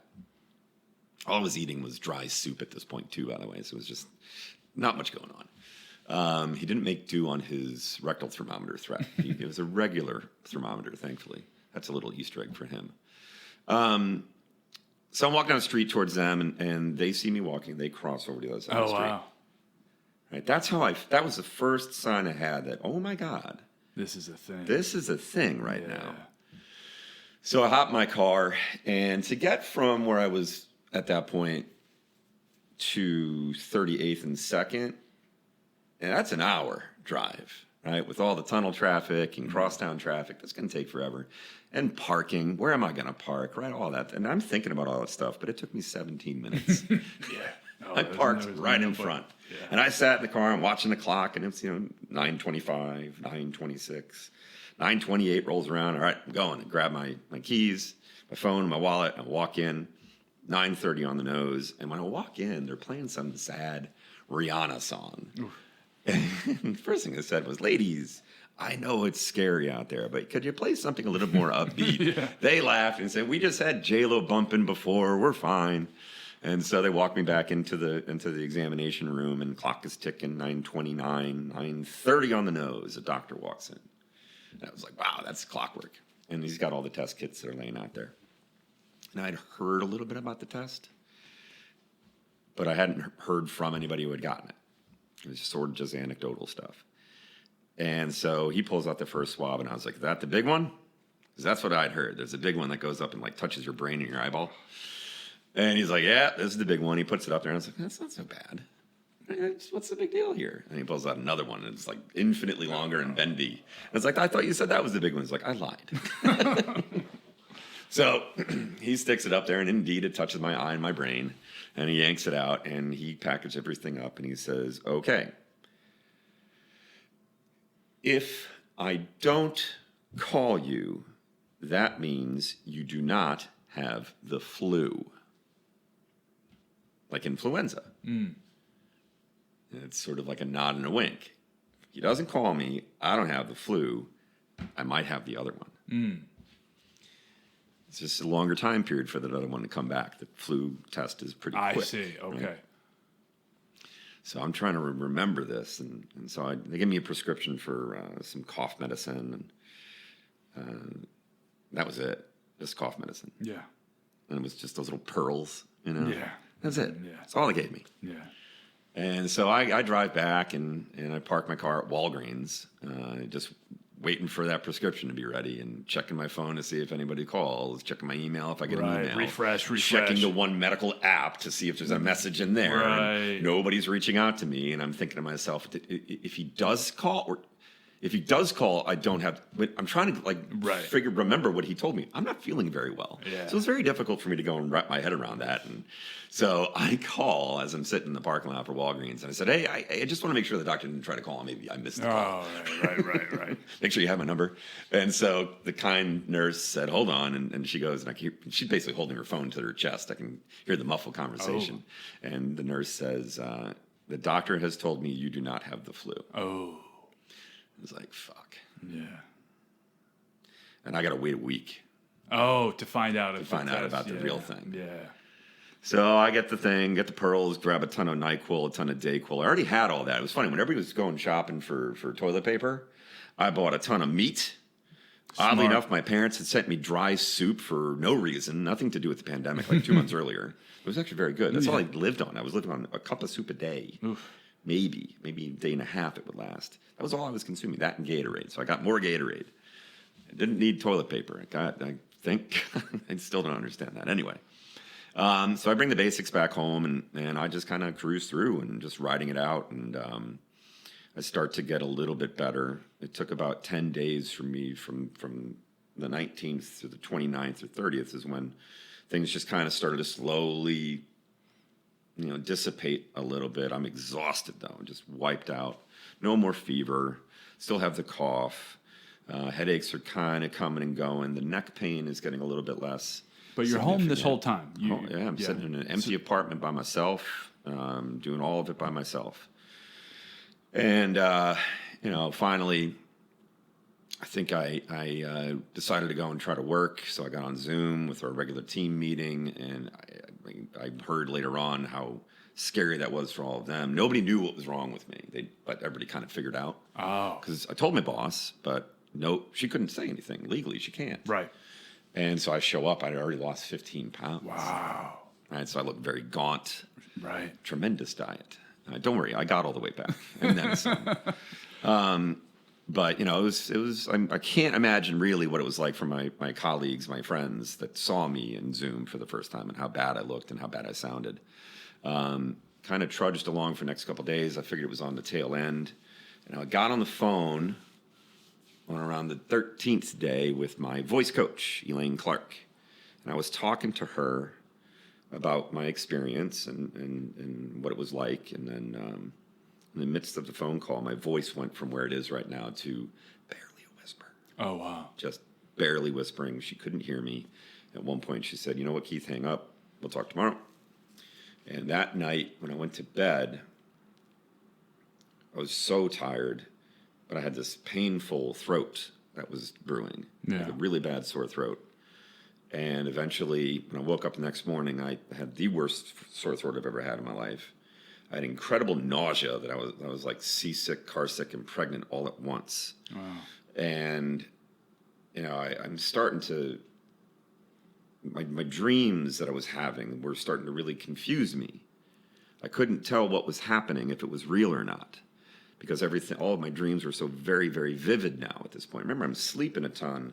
Yeah. And when I'm dreaming, I'm just having these very vivid, like there's one that's the best example. I had 3 dreams about this one horse, this brown horse with a black mane and a blue and red harness with a gold bit. I don't give a shit about horses, right? But it was so vivid. And then I'm having other dreams where I'm having conversations with individuals, and it's so real that I couldn't quite tell if what I was dreaming was real or if it happened, right? And so I'm now getting very confused. That night, I'm on the phone with a friend, and I have my headphones in, and I got so nauseous, I actually, poor girl, projectile vomited all over my bathroom while she was on for a little while. I don't know how long she was on. I never asked when she hung up. But I projectile vomited all over the place. Now, at this point, it's day 14 or so. Right, so 2 weeks after the symptoms first appeared that you thought you were on the mend at this point. So what I refer to it as, there's a reset feature with the virus where it kind of goes and curves and dulls, and then whoop, here we're back again with a whole new group of symptoms. Right. And maybe the old ones will join. We don't know yet. It's exciting. It's very, very exciting. These new ones are coming along. And when I vomited, it was everywhere. And I'm a single dude. I don't have anybody around. But wiped it up as best I could with towels and threw them in the bathtub and left them there. Yeah. And I was very proud there for 2 weeks. But I couldn't smell anything. Right. And listen, I've worked in enough bars in my life, and I've had a good time enough to know what vomit smells like. And it didn't smell like it. And we had just started hearing about the loss of smell and taste. Wow. And I was like, oh, do I have that now? And so right outside of my bathroom in my palatial estate that I had at the time, I had coffee grounds. So I open up the jar of coffee grounds and I unscrew it, and I'm like, I can smell. That's bile. What I had just thrown up was just bile. Think about it. I was only having a bowl of soup a day. I was subsisting on Gatorade, Dayquil, and NyQuil. I had nothing in my body. Wow. Right? And so it was just really getting it out. And the sore throat's there, the nausea's there, the headache comes back, the cough comes harder again, the pain in my neck comes harder again. But the craziest thing in the world, instead of sleeping all the time, I instantly stopped sleeping. Ooh. I would sleep maybe an hour a day. We're talking 15-minute cat naps here and there. Wow. And the dreams were insanely vivid, but now I'm suffering from sleep deprivation, and my ability to go and wrap my head around everything was just impaired. I'm stuck at home. I can't go down a flight of stairs. I'm afraid to. I'm exhausted, and I'm just kind of riding it through. And whenever I would have communication with friends or family, I kept my circle very strong. I got, my mom, my dad, my brother, and his family, and a couple other extraneous friends here and there. I've got a group of guys that I text with every single day. We call ourselves the best email chain ever. And it was funny. I was the one that was telling everybody that COVID was real, and that or Corona is real, and we got to be concerned about it. And they were like, "You're just a fearmonger. you're just a fearmonger, man." All the political bullshit that was coming on at that point. I was the one telling everybody, from a principled stance, this thing is going to be scary. Yeah. And I remember texting it, and where it was, my one buddy was like, "God, that is like stage 5 savage of proving a point." Yeah, really. And so anyway, I'm in a small little group of people that I'm in communication with, and I would tell them quite often, check in with me in an hour to make sure I'm alive. Oh, my God. And I meant it. Yeah. I didn't know if I was going to make it through an hour. Wow. And it was just so scary, and that went on for weeks and weeks and weeks. Oh, my God. One time, this would have been Easter weekend. I'm still just stuck out here by myself. I haven't seen anybody. I had, the closest thing to seeing anybody, other than going out for testing, and that one trip to Walgreens, I hadn't seen a human being. My friends who lived in my neighborhood walked over with their kids. They're little kids. They're both, at that point, probably under 10, under 11. The family walked up to my house and stood outside and had a conversation with me from the window. Wow. And that was the closest thing to having anybody to talk to right. in person. Otherwise, it was FaceTime and yeah. on the phone or texting, and it was like real human beings. Even though I had a neighbor downstairs, she didn't want to be around me, and I didn't want to be around her. Yeah, I remember telling her before all this stuff went down, I was like, "This thing is serious. Just want to let you know, if I get this, I'm going to tell you. Yeah. And I hope you'll do the same thing." Yeah. She lives there with her mom, with her daughter, and I told her right away. I was like, "If I'm going downstairs, I'm going to tell you when I'm going downstairs." Yeah. Right? Yeah. I just want to be thoughtful. Yeah. It was clear very on that this was the most contagious thing that we had come across. Yeah. And that avoiding it was almost a fool's errand. And if you really wanted, all you had to do is make sure you took care of yourself and your immediate people around you, and don't do anything stupid. And for me, it was communicating. Yeah. Make sure people know. Yeah. I took copious notes of what I was experiencing, a bit of a diary or journal, so that way I'd be able to go and wrap my head around it when I talk to a doctor. Yeah. Yeah. Right. So here I am having hallucinations. I'm not sleeping. I'm exhausted. I'm coughing constantly. I've got this nausea that's incredible, sore throat that's incredible. So fast forward to Easter weekend. Can we stop right there? Just I gotta take a leak. Yeah, absolutely. And I gotta redo the parking thing. Oh yeah. You gotta use the bathroom too? Easter weekend is a good place to begin. That's what I figured. Where? Left.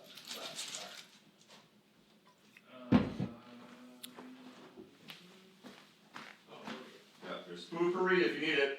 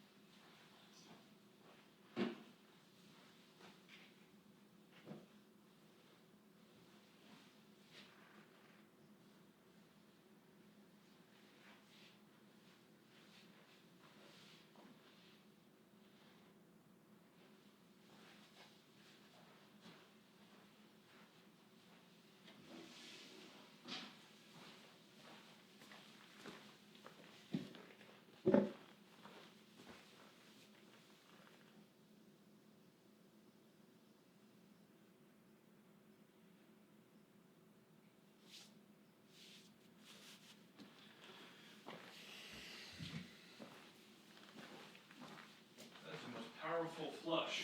I like it. All's a nail, man. All's a nail.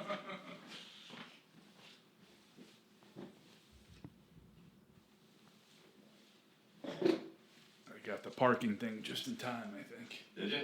Hopefully, I don't know. Is it electronic? They give you a ticket, or do they have to come around? I think they come around. Oh, okay. Yeah. Because it was like a minute, probably a minute over. Oh, this is perfect time. Just trying to have something in the background.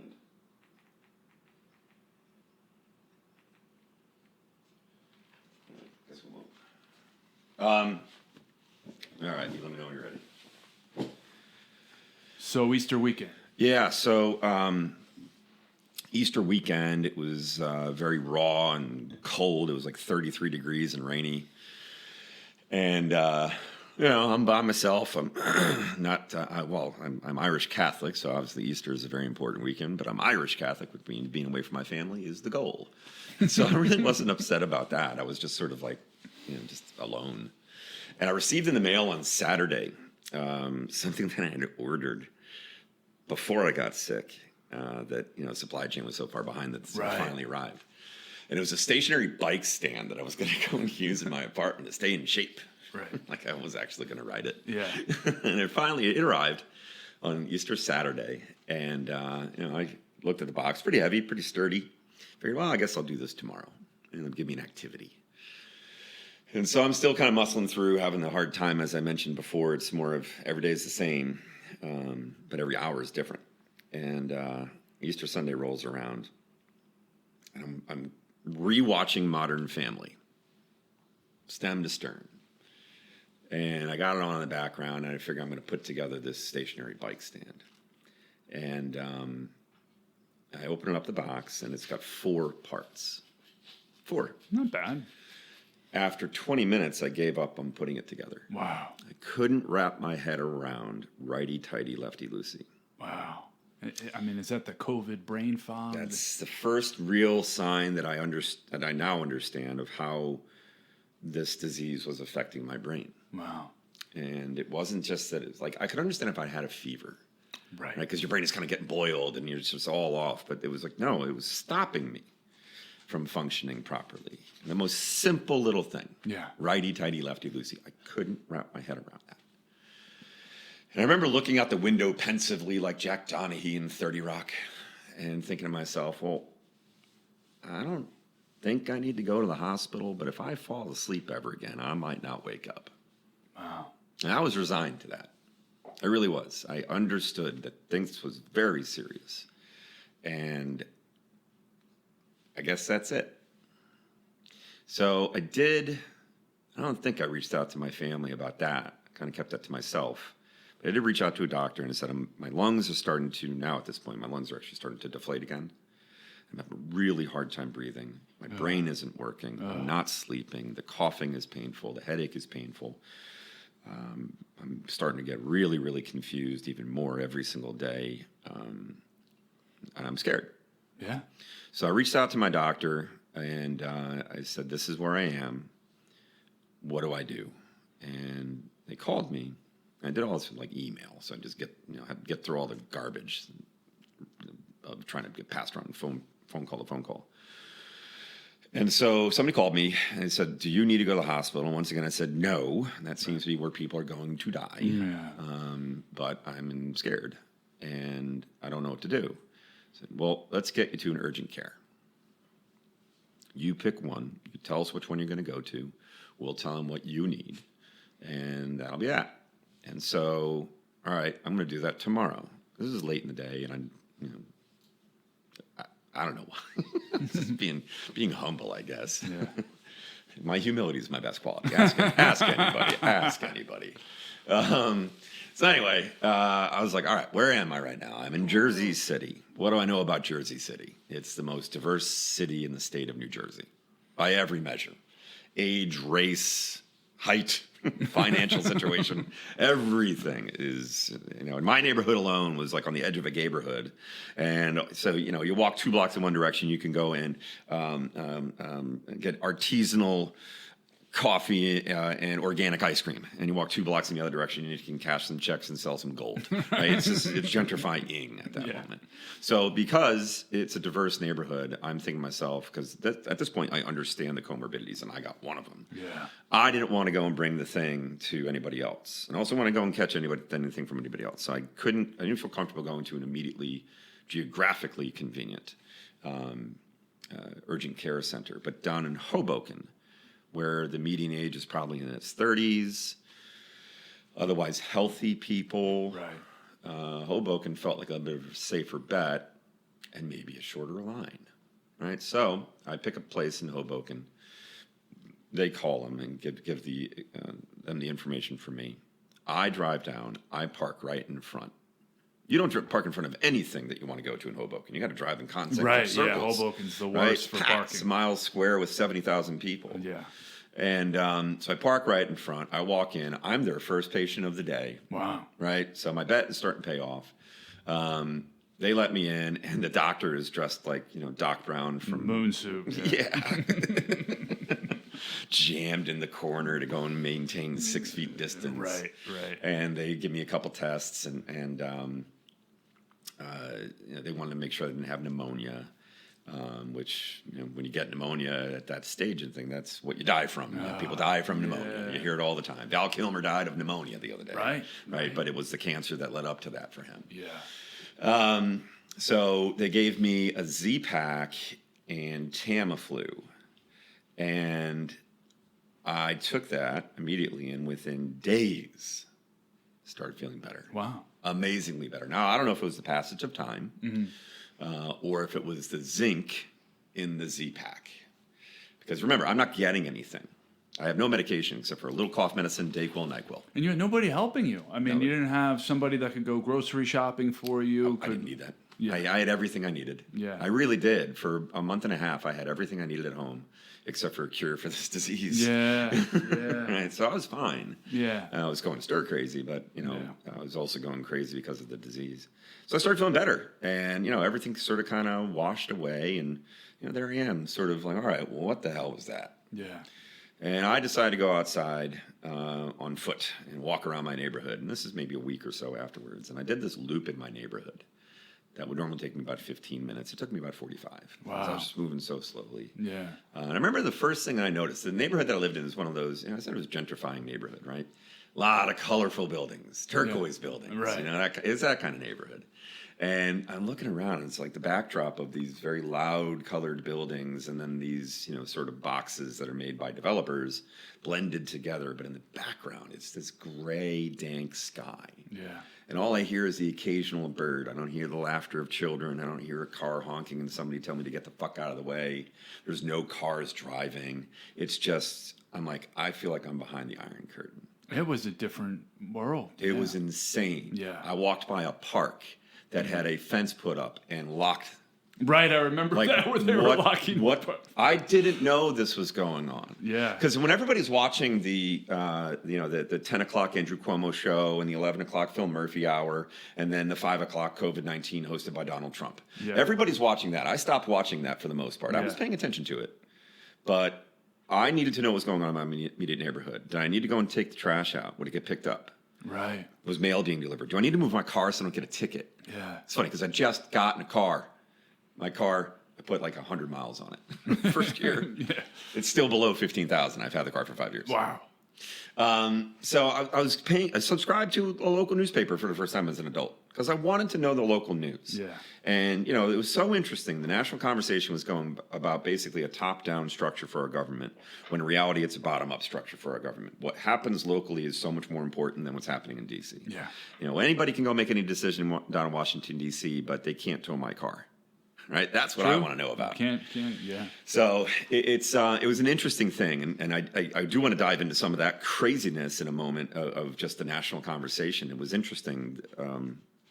There's one thing that's always eaten me up. There was that one press conference of COVID-19, the show hosted by Donald Trump, where he was asking, isn't there a way we can sort of disinfect the body from the inside out? And he sort of, he was kind of thinking off on the run. He was spitballing, really. Yeah. And which maybe that wasn't the right thing to do. The spitballing probably was the worst thing to do because we were all looking for answers. Right. But also fed into this narrative that created this fight between the media and him. And, he was a poor messenger at that point. But what he said was so interesting to me. Later that evening, the cover was Donald Trump suggests we ingest bleach. I remember that. Right? Yeah. He did not. Yeah. He did not suggest that at all. You suggested it is what I wanted to say. Like, you're the ones who brought it up. Nobody brought it up except for you guys. But what's interesting is that week I had gotten a package in the mail from a friend of mine in California. And I had a lot of friends in California that were, they missed me. They knew I was not around anymore. I was stuck here. And like my landlord in San Francisco sent me a care package. Oh, right? Nice. I mean, it's just Sweet. everybody was really, really sweet. Yeah.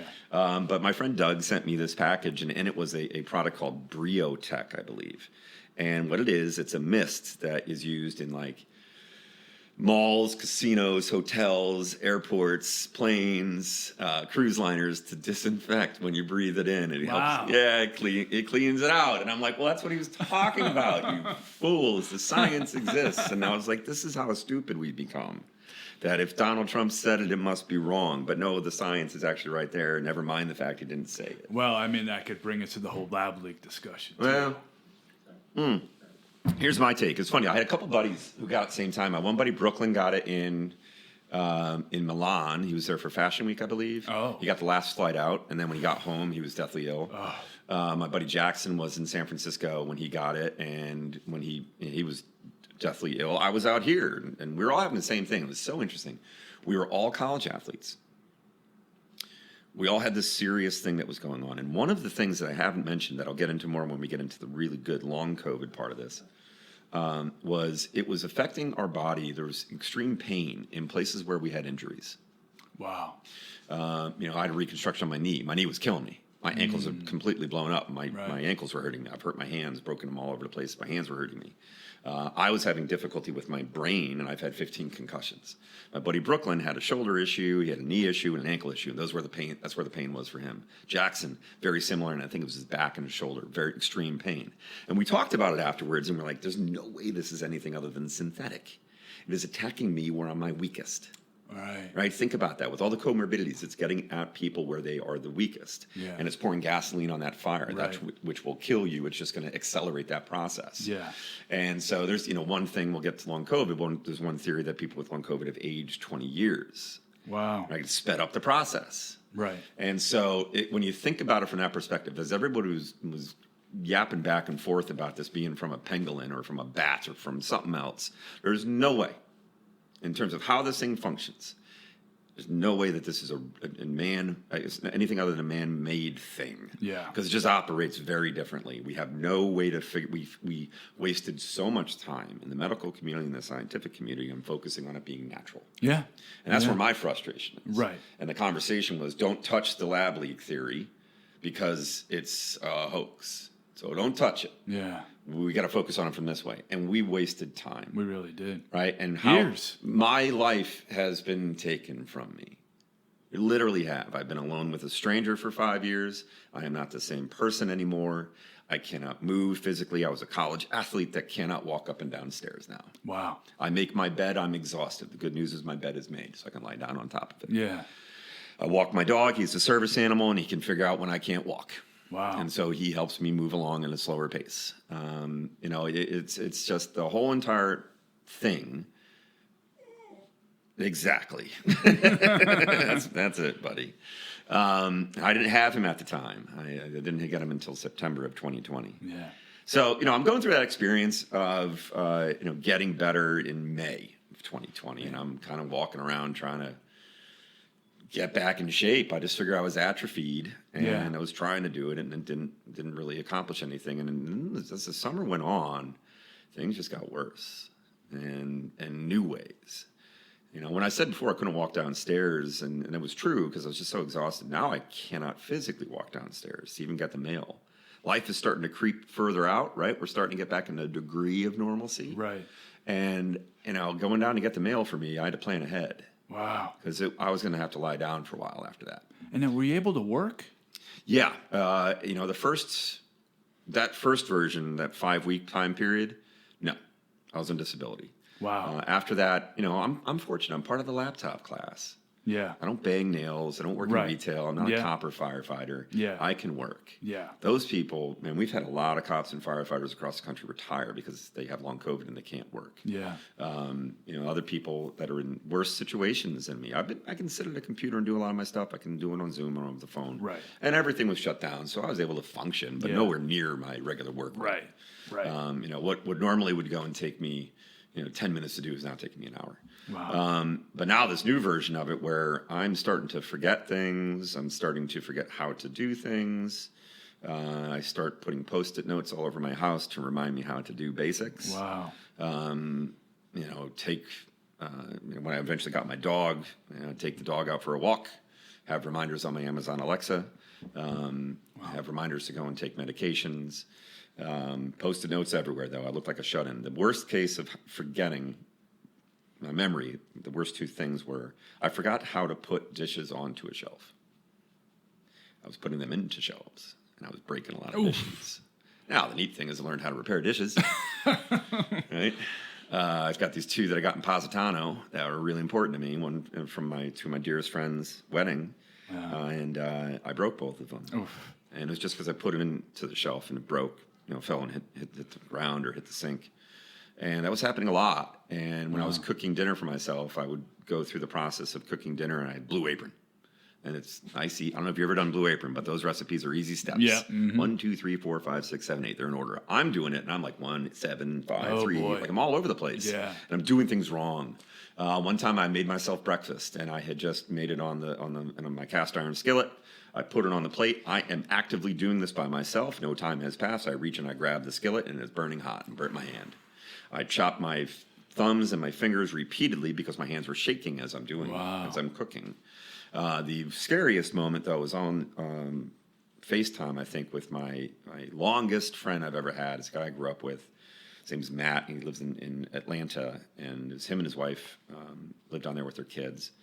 And Matt's telling me a story about having an argument with one of his brothers. And what I wanted to ask was, how do your mom and dad feel about this? But I swear to God, I couldn't remember if they were with us. Oh, wow. No idea if they were alive. Wow. I'm searching in my mind, are they alive? And I actually just asked him, Matt, are your parents with us? One of my best friends on the planet, who I talk to frequently. I would know if his parents had died. Yeah. I'd probably be at their funeral. Yeah. And he was just stunned. And he brought Alicia, his wife, in and said, could you repeat that? Well, I just asked if Matt's parents are still with us. And that was my long-term memory was fading. Wow. My short-term memory is completely a mess. My long-term memory is now fading. Because usually for older people, it's more the short-term memory, and it's those encapsulated memories from years ago that they can still remember. Stay in there. I now have this block that's in my brain of trying to think about things. And now I'm like, for the worst of the worst, I'm starting to get a degree of anxiety. I'm starting to get an essential tremor that's really bad, where I'm actually knocking things off of counters and breaking them. And remember, I bought my niece a communion gift, I think, or confirmation gift. And it was a really nice necklace. And I remember opening it up in the box, checking that it was what it was, and then putting it away for when I was going to give it to her. And when time came for me to go and get that to give it to her, I couldn't find it. Oh. And I freaked out. Because, now it's affecting my life. Yeah. Right? And that was the scariest moment. And I called my brother, and I was just a fit of rage. And, he's a combat vet with PTSD. And he said, listen, man, you almost died a couple times there. You probably got PTSD. Wow. And, all the little moments of forgetting where I parked my car are now becoming more frequent and more serious. Forgetting how to do things at a very basic level. Being in the middle of doing something. Like I'd be at my desk doing something on my keyboard, and in the middle of it, I wouldn't know what I was doing. Right. Just completely gone. Right. And so it's just very scary at this point. And, the very idea that this could be PTSD, I was like, God, it doesn't feel like that. Because I remember my brother's experience when he was fighting against PTSD. I was trying to make sense of it to that, and it didn't feel the same, but what the hell do I know? Yeah. And, it's getting to a point where I'm wondering am I going insane?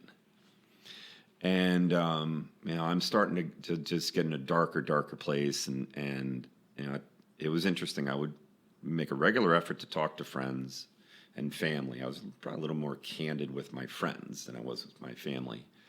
And one thing I would say often that I wish I had framed it differently was I just wish this would be over. And I meant the thing, right? I meant the thing. They thought I meant life. Oh, my goodness. Yeah. And so I had a lot of people concerned about me. I think my brother came by once or twice, just out of concern. Another friend sent another friend over, that kind of thing. And I wasn't at all in a suicidal frame of mind. I was so exhausted from this thing and so frustrated by this thing. And I know that, and what really pissed me off the most is when there was discussions about this virus in the public sphere, my situation would be described as a mild case. Really? Because I didn't die. Right? And it's like, God, there's another version here, gang. Yeah. There's something else that's going on here. I know it. And I was in my apartment listening to Chris Cuomo's Sirius XM show, and I thought he did a really nice job of sort of unveiling to the world what this thing was all about. And as I was experiencing, he was talking about it. So, we've all got a degree of COVID brain. We've been taken out of our normal social scene and our rhythms. When we're social animals, we need to do that kind of stuff. But there's something different if you've had the virus. And it's like you're constantly in this state of boredom, confused, anxious, and depressed. But not like depression depressed, just depressed. And whatever I had in my hand at the time, I dropped on the ground and I just out loud said, those are the words I've been looking for. Wow. All right, that's it right there. And so I immediately knew that if this is how this guy is feeling, there's other people like me. Right. And so there's going to be somebody else who's working on this and paying attention to it. And no longer will I be told I had a mild case. So I'm jumping on this. And I reached out to my doctor and went into the city to meet up with her. And it was she's this little petite woman, and she's lovely. And I told her what was going on, and we literally sat at her desk on Google looking up stuff, probably at least an hour. And this is before long COVID was called long. Never even a word. Yeah. Never even a concept. Yeah. And we came upon this, I think it was called post-acute sequelae SARS-CoV-2 syndrome. Right. Something like that. I don't know. I'm certainly wrong, but I'm close. And so, we're sitting there looking for some things in this clinic, post-acute COVID syndrome clinic, had opened up at Mount Sinai. And so she busted her tail to get me in. Yeah. And it was like 30 of us that were in that. When I showed up, there were 30 other patients that were doing it. And it was really like occupational therapy. And you play a bunch of games. I took the Montreal Cognitive Assessment Test. That's the one that Trump bragged about acing. And then people said, a 7-year-old could ace it. And the reality is, you're looking at pictures of pigs and sheep and then drawing dots and, patterns and all that stuff. I got the lowest end of passing. Wow. Yeah. And so, I can tell you, a fully functioning septuagenarian can ace it as well as a fully functioning 7-year-old. But I'm on the lowest end of passing. Pattern recognition became very complicated for me. Just working through complex problems they became even more complex. Yeah. And, one of the things I've always prided myself upon doing is being able to take complex ideas and dumb it down so I can understand it. Yeah. Right. I'm the dumbest person in the room most of the time, but I can figure things out from that perspective. And I couldn't do that anymore. Yeah. And so I was going through the occupational therapy with this long COVID clinic, and I'm doing all sorts of things. I did another test where they gave me a budget of like $500 to go back to school shopping for this fictitious kid of mine, and said, this is what they need, and this is all the stuff that's on sale, here's all the prices, and this is your budget, go ahead and do it. I spent like $1,200. Right. And I just didn't do the math on it. When I entered in, I was double the budget, and they're like, walk us through what you were thinking. And I was like, I don't know what I was doing. And And so anyway, I kind of went through that for a little while longer. And at a certain point, I was frustrated with being a subject and not a patient. Right. So I dipped out of that for a little bit, and I just kind of muscled through, and I got my dog right around that time, and I asked the doctor if it made sense to get a dog too. Actually, and they said yes. Yeah, you're alone, and you're not in an environment that you're familiar with. Because I moved out here for work reasons, and it was a functional location. I had a bunch of friends in the neighborhood that I was looking for. They all went for the hills during COVID. They moved out to the burbs. They moved out to the shore. Maybe Florida, maybe up into the mountains. Yeah. Just got out of town. So I didn't have anybody. Right. And so got a dog, and I was on a pet finder and adopt a pet and all those things. And I saw this little guy on the screen, and I was like, that's my dog. No. Like I had a buddy of mine actually threatened to go and pay for a French bulldog for me. And I was like, no, I'm going to get on my own. So I ended up getting Jack Benny. All right, Jack. Sitting here. If this was filmed, you would see the cutest dog of all time. But he is Jack Benny _ the dog on Instagram if you want to follow him. And he became it gave me something to focus on other than the fear of what I was going through. Yeah. And he's the best thing that happened in my life, and I've been able to go and have somebody around all the time, and kept me a little sane. Yeah. But as I was going through this experience, I got into December, and I'm still like, there's got to be somebody else doing work on this, and I'm on all sorts of support groups at this point on Facebook, and there was an organization I think it was called Survivor Corps. The logo was a Washington Monument and a bunch of beds. That was perfect. The thing shut down because the people who were running it were just too damn tired, which I totally understand. We're exhausted all the time. But I found out that there were all these post-COVID clinics that were popping up all over the place. Wow, okay. Across the country. And so I found out that there was one right down the street from me at this place called Christ Hospital, which is brutalist architecture, ugly, ugly building. I think it's actually going out of business now. But that's where the nearest long COVID clinic was for me. And I went into there, and it was in a windowless basement room with this one doctor, and I half expected leeches to come out. And it was like a little room within the Department of Radiology. And the doctor comes in, and he tells me, okay, he went through some tests and some questions and things like that. And he's all right. Here's the deal. First things first, I've been dealing with patients on the front line, and now this version of it, and I can tell you, all of you that are coming into me right now did not get anything in terms of treatment. I treated all my patients using a combination of hydroxychloroquine and zinc. That was what I gave them, and none of them came back with long COVID. I have checked in with them. None of them have any symptoms. There's something that happens in the first 14 days of the virus that if you get treatment in that window, you can get better, and if you don't, you're going to get stuck with this long thing that nobody understands. Yeah. So just understand that. None of you got treatment. It is on us. We failed you. Yeah. And it gets me so mad of thinking about that time period. I will always wonder, and I don't put blame on anybody, but I will always wonder, did the hydroxychloroquine treatment get politicized? Because remember at that point in time, it was so odd. Anytime a therapy or a cure or a silver lining came along, it got shotted down. Yeah. Like you would think, if you're in a global pandemic, one of the greatest things to hear is it's safe to go outside. But when that was said, everybody said, no, it's not safe to go outside. It indeed was. Yeah. But there was a fight. There was a political fight that was going on that it had nothing to do with the sickness, had nothing to do with us as people and citizens, certainly as human beings. And it was just this fight. And I will always wonder, was hydroxychloroquine not given to me for political reasons? That somebody just said, you know what, I don't want to go in with that because Orange Man bad. Yeah, yeah. And it's like, I feel brokenhearted. I'm pissed, and I have to deal with that constantly. Yeah. Well, one thing he told me, the doctor, he's like, what you're dealing with right now, we don't know much about, but it is presenting as dementia. Wow. And I added up. And, and he starts talking about Alzheimer's. We need to do tests for Alzheimer's. Oh, my goodness. So I go in, and I get a bunch of blood work done, I get a bunch of brain scans, and I'm going to this neurologist. He's like the doctor at the long COVID clinic. We got to get a team of doctors around. You get a pulmonologist, got a cardiologist, get a neurologist, and a bunch of other. I think in my peak, I had 11 different doctors. Fun.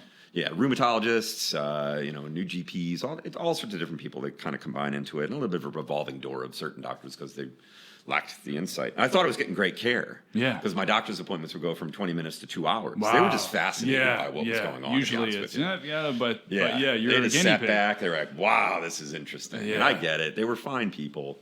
My neurologist was interesting. I don't think he looked me in the eye once in the months leading up to this. But now that he's got a direction to look for certain things, brain scan comes back, blood work comes back, and he's sitting there. He's got 2 screens, and he's cruising through both of the screens with all the results. On the brain, I'm trying not to look. Trying so hard not to look because I don't know what I'm going to see. Yeah. And even if I see something, what the hell is it? Right. And so he stops on these 2 screens, and one of them is on the left-hand side, that's my brain. And I see a spot on my brain about the size of a Tic Tac. Okay. I've had 15 concussions. I've had brain scans before, and I've never seen anything on my brain before. So that's interesting. Go back to the idea of it being accelerant, right? That the virus may have just poured gasoline on that fire that was in my brain. It was a cut on my brain from a concussion years ago. Sure. That just, it grew a little bit more. So it could be affecting me there. He's got the blood work going through, and he's going through, and he stops. Brain, back and forth, looking back and forth, looking back and forth. He turns around and he goes, "What do you do for work?" I said, "Well, I do 2 things. I raise money for the Hoover Institution at Stanford University, and I'm a voice actor." And he goes, "Good. So you got intellectual and you got creativity. Keep doing that stuff." So you've got markers for Alzheimer's. Wow. And you have dementia. And you're 40-something at this point. Yeah, I mean, this was 2020. I was just turned 45, I guess. Yeah. And it was right around Christmas. Hey, Merry Christmas. Yeah. It was a rough couple days. And so for all intents and purposes, for about a month, I was living with dementia and Alzheimer's in my mind. Right? Yeah. And all the other things that were going on, and starting to make some sense, I suppose. Yeah. Put me on folic acid and, make sure we get you to sleep. So they start, because now, remember, I'm not sleeping. I stopped sleeping months earlier, right? God. So they're trying Ambien on me and double dose Ambien and get on ashwagandha, and just have yogurt before you go to bed. Nothing was working. Right when I would lie down, and this is still the case to this very day, when you start to fall asleep, you doze off, right? Slowly, eyes are open, eyes are open, eyes are open, and they close. And they close and you're asleep. Me, the second I'm about to doze off, my brain goes, kicks into hyperdrive. Ooh. And everything is spinning around like a series of vignettes. And it's funny when people ask me, well, are you thinking about something? Maybe you're stressed from work or whatever it is. No, I'm not thinking about something. I'm thinking about all of it. Oh, my God. Everything. Yeah. Memories from my youth. Things I'm dealing with at work. Ideas for, new business ideas or, anything. All sorts of things. Shows that I watch. Relationship drama from years ago. The challenge was getting me to sleep because I wasn't sleeping. Yeah. And that could be contributing, and we're certainly not going to help. If I do have dementia or Alzheimer's, it certainly is going to help. Now, as I'm there in that sort of pit of despair, one of the things that I read in a support group is the importance of going to a neuropsychologist or a neuropsychiatrist. But they're hard to find. And, if I was stuck in San Francisco at this point, I might have had more resources. Certainly I would have been at Stanford, and I would have been able to go and tap into Stanford if they were doing anything, or UCSF if they were doing anything. But here, I've got great universities and research around here, but I don't know anybody. Right. But I'm thinking to myself, neuropsychology, neuropsychiatry sounds familiar. And I'm racking my brain. This was actually a good sign that I was fighting against the memory loss. And I was like, I know somebody who does that. So I'm cruising through LinkedIn and Facebook, trying to find somebody. And I found a buddy of mine from college who actually got a PhD in neuropsychology. Oh, wow. So I reached out to him. And at the very beginning of it, he's like, I don't know who gave you that diagnosis. That's what I do. That's not what they do. You don't have that. Oh, Need you to go and think that way. You don't have it. I'm not hearing anything from you. You sound sharp. You sound this, you sound that. By the end of the conversation, though, I had done enough word searching, and I was forgetting things, and I was repeating things. I may be doing that in this experience as well. I don't know. But he was concerned enough that he said, you know what? My partner is really interested in this research on this long COVID idea. I certainly can't do anything to treat you. I won't be involved in the process because we're friends, but you should go to her. Her name was Dr. Hamburger. But she put me through a series of tests that lasted for a couple weeks. Wow. Now, the vaccine just got approved in November and was going out to people one by one. And they were, there was some research that was showing that it was having positive effects on people like me. The second dose of a 2-dose vaccine, people with long COVID were improving. Wow. So I got my eye on that. I want to get a vaccine. I don't need to get a vaccine. I was fully on board with the whole idea of natural immunity. Of course. Yeah. I got this thing. I'll be fine. If I get hit again, I'll probably be better than the first time. Yeah. I was operating off of that. But if I get the vaccine and I get a 2-doser, then I'm in good shape maybe. Maybe this will get me out of this. Right. And so I start the therapy with her right around the time I got the first dose. And it was a struggle. I don't know what the data looked like on there. And maybe I was perfectly fine. But for me, it felt like a struggle. I was slower. I wasn't as clear as I was going through the exercises with him, which I did all over Zoom. Right? It wasn't going to a doctor and getting pictures, and although I had plenty of those. I don't ever want to get another MRI in my life. So I'm going through that experience, and I'm waiting for this testing with them to finish off and then get the second dose of the vaccine right around the end of it. And I got that. That's my goal right now. And I got this little guy. I got Jack. He's very much a puppy. And, of course, being a new dog father, I got all the toys. You saw it in my bedroom, that big box of all the toys. It's actually a Rutgers Stadium of toys. There's another box that's in there that's full of toys. He's got hundreds of toys. He left this hard rubber porcupine in the bathroom. And it's like 10 o'clock at night. I get out of bed to go and use the bathroom. And I live alone. Door open, lights off, and I'm there peeing. And I stepped on that godforsaken porcupine as I'm going to the bathroom and spun and fell into the bathtub. Oh, that hurt. That hurt. I go to bed. I'm like, I've had broken ribs before, bruised ribs before. I'm like, this isn't going to be fun. This is going to hurt. So I just slept it off. And at 4 a.m, I woke up to the most excruciating pain I've ever had in my life. I'm yelling at the top of my lungs. I get down. I get out of my bed because everything is just uncomfortable. And I lie down on the ground, on the floor in my living room. And I prop myself up against the coffee table. My buddy Jack here is like trying to sniff around. He's scared because I'm yelling. Like, how the hell nobody called the cops on me? Right. I have no idea. I mean, everybody must be a heavy sleeper at that point. It gets around 9 o'clock in the morning and the pain is starting to dissipate, but I can't breathe. And I've had this experience before because I felt my lungs deflating several times during that first 5 weeks of that time period. It was very familiar. And, but it was different. Like those versions, I was scared for my life. I thought I was going to die because my lungs just weren't working. Yeah. This one feels like I can't breathe, but it doesn't feel the same. Kind of muscling through. I reach out to my buddy down the street. I was like, hey, could you just take Jack out for a walk? I don't see myself being able to do it right now. I think I might have broken a rib. Ooh. And she's like, oh, did you tie one on last night? And I was like, I wish. I just stepped on one of his toys. And so my buddy Liam takes the dog out. And he comes back. And he comes back with like some Gatorades and some Jimmy John's. Yeah, that's a good friend. So there I am chilling out at home. And all I'm thinking that I got to do that day is maybe take Jack out. That'll be a goal. I'm going to watch Rutgers play Maryland in lacrosse. And as soon as the game was over, it was a painful loss.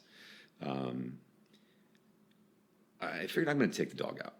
Let me go and see how much I can do. So I slowly walk out, and good old Jack, he knows that I can't move, and he's walking slowly by my heel. And that's been the training as a service animal. And he's walking slowly. It's a puppy. Yeah. And this would have been May, I think. Yeah, May of 21. We made it about 50 feet, and I didn't think I could make it back. Wow. So I slowly get back, take my dog inside, and call my friend from down the street, Liam. I was like, hey, I think I need to go to the emergency room. Oh. And he's like, why? So they can take a picture of your broken rib? It's like, well, at the very least. Yeah, they can't really do much for a broken rib, right? No, you can't. I've had them before. You just kind of wait it out, and it sucks. But I was like, let's go to Christ Hospital as opposed to like Hackensack, Hackensack's a world-class hospital. Right. Christ is the one that's right down the street. And the reason why I thought about it is they have all my information. I'm going to have to check in at Hackensack. I don't have to check in at Christ. I'm regular at this point. The long COVID clinic. And so I walk in, and Liam is going to take Jack for the day, maybe the night, and go in, and the guy who's a security guard, this is the most Jersey thing of all time. He goes, "What's up, boss?" I think I broke my rib. He goes, "Oh, man, let me get you a wheelchair. We'll go and take care of this." Puts me in a wheelchair. Cruises me into the ER to check in, and it was seconds. Name, date of birth. They got my chart ready to go. Passed through everybody. Went right into the x-ray room. Took the pictures. Pictures that developed. I'm sitting there. This took like 10 to 15 minutes. Super efficient. So my bet, once again, paid off. And I hear the phone call come into the front desk, and the front desk woman with this thick Eastern European accent was like, "Yes, he's right here." "Oh, okay, I'll let him know." And so I was like, "How'd it look?" She's like, "No broken ribs." I was like, "How?" "Well, we'll let the doctor tell you." The doctor comes in. "No broken ribs. Your right lung is completely collapsed." Oh, my goodness. Ah, that's interesting. So we're going to go and drain some fluid and get your lung back up. So they take me into this rickety ER room, and they stick a needle in my side and said, "Okay, what we're going to do is going to be very painful." So they inject me with morphine. And so the first needle goes in. It's a big old one. It's like about, 8 to 10 inch needle that goes in. And then right where they put the needle in, they didn't take a tube. It's a tube. It looks like any tube that you're probably imagining right now, about an inch around. And they snake it down in my side and then down my side, ripping off all the muscle tissue. Wow. And I don't care how much morphine I had in me. I was inventing new ways to curse. And they were like, "We're going to monitor you for the next several hours." And so I let Liam know, "You're going to have to take the dog for the night." I let my boss know I'm going to be in the hospital for a while. And I stayed overnight. And what the plan was for me to go and get into a hospital room, but it's a Sunday night. Nobody checks out of a hospital on a Sunday night. Who does that? You wait until Monday so you can take the day off. And so I'm stuck in this emergency room bed that my mom would have ample room to roll around, and I got no room. I'm too big for this thing, and I'm hopped up on morphine. And it's uncomfortable, and they're draining all the fluid. I'm watching it flow out of me. It's pretty gruesome. And 27 hours I was in that bed. And in that time period, I heard all these other things going on. I heard some funny ones. I heard this guy who clearly got drunk and went to work and told his boss off and went to another bar afterwards and fell on the way out and broke his arm. Oh. He actually had the audacity to call his boss, and he's like, "Hey, mate, sorry about that before. I'll see you tomorrow." And the guy was like, "No chance, man. You're not coming back to work." And he's like, "Oh, you can't do that to me, man." I'm loving it, right? This woman is in there for something probably with like, Oxycontin or something. And the nurse is asking her how many she takes. She's like, "Oh, I don't know, maybe 5. And the daughter's there. And she's like, "Mom, you took 30. Right? I'm hearing all of this. This is all happening like curtains away, feet away. And then, the people that were there were wonderful. There was this one nurse, Ricky, who was very handsome. He's hanging out with me. He's a cool dude. He's being super helpful. So it was in that regard, it was somewhat funny and fun. And then there was the real stuff where there was a woman that was wheeled in. It was just probably like 5 o'clock in the morning the next day. And she was having a heart attack, and it was all hands on deck. Oh, and it was a good hour of them trying to go and revive her. And it was a reminder to me of how good I actually had it. Yeah. Because this woman was dying, and everybody there was working on her. And I saw the pure exhaustion and despair of the nurses and the doctors that were there. And it was...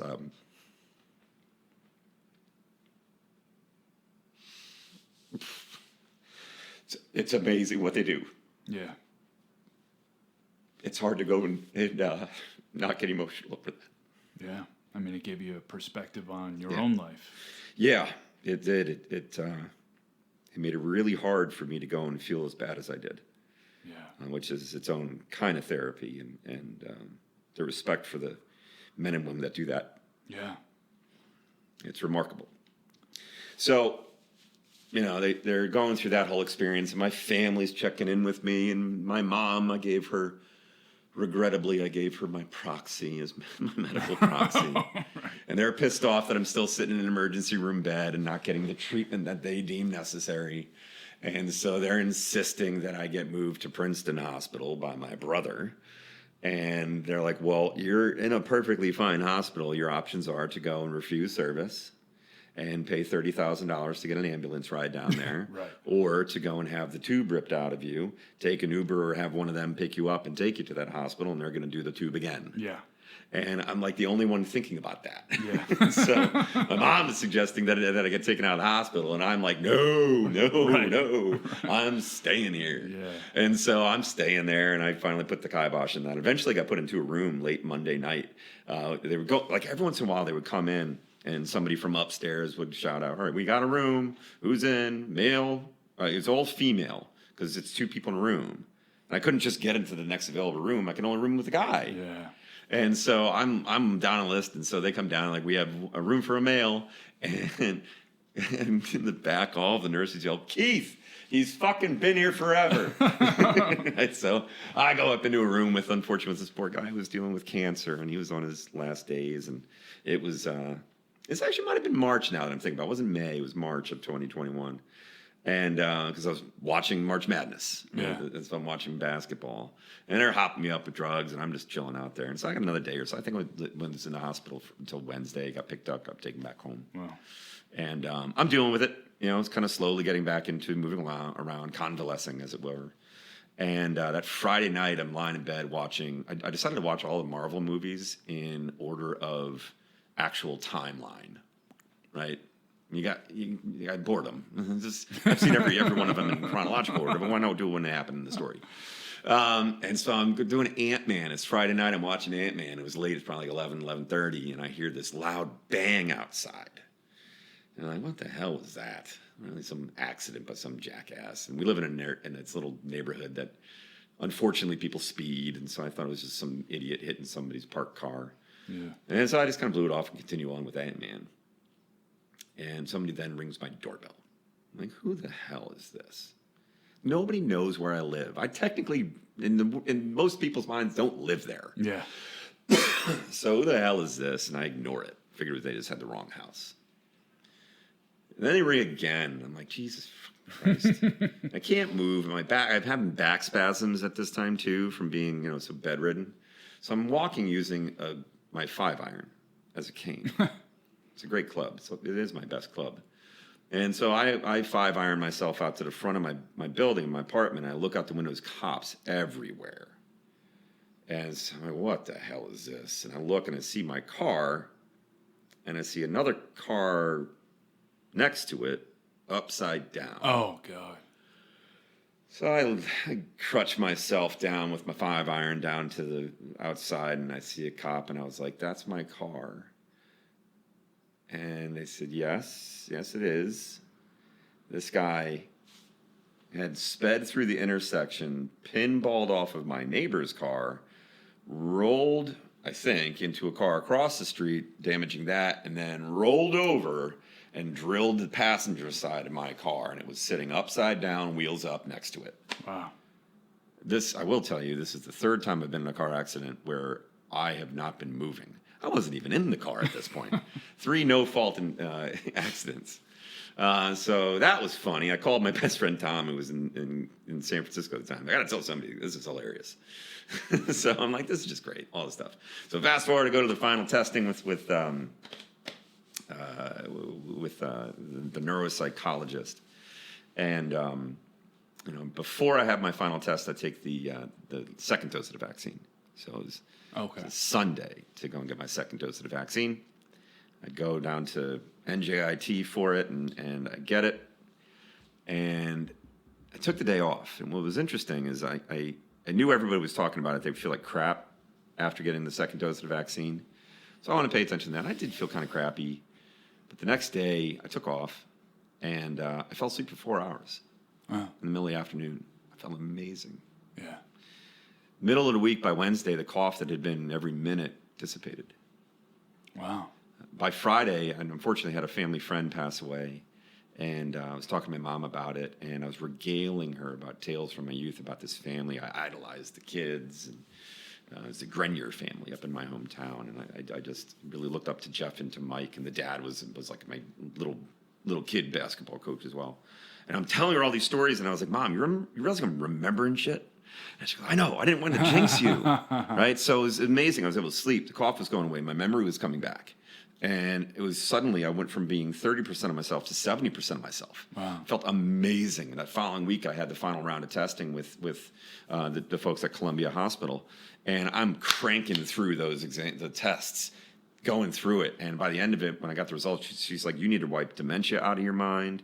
You need to not worry about Alzheimer's. We all have markers for Alzheimer's at this point. You don't need to worry about that stuff anymore. That's great. That's not what you have. Yeah. And so it was such a lift, and I was able to go and kind of continue on with my life. But nonetheless, these things were still hanging on. Yeah. And certain things were getting worse and worse and worse, and I started developing fibromyalgia. And it was just the pain that I talked about when I was initially sick with all the injury spots. Those were becoming much more frequent and more excruciating. The sleep was, I had some sleep, but it was still getting more and more challenging. I would sleep even with all the medication, but it would be like 2, 3, 4 hours. Better than one. Yeah. Better than one. But things were kind of settled in and trapped at that period. And I wasn't getting any better. And that was my life. I kind of just accepted it. And, I was trying to act like I would tell people I'm 90% better. I'm just tired, right? Play it off and just go about things. And, fast forward to 22,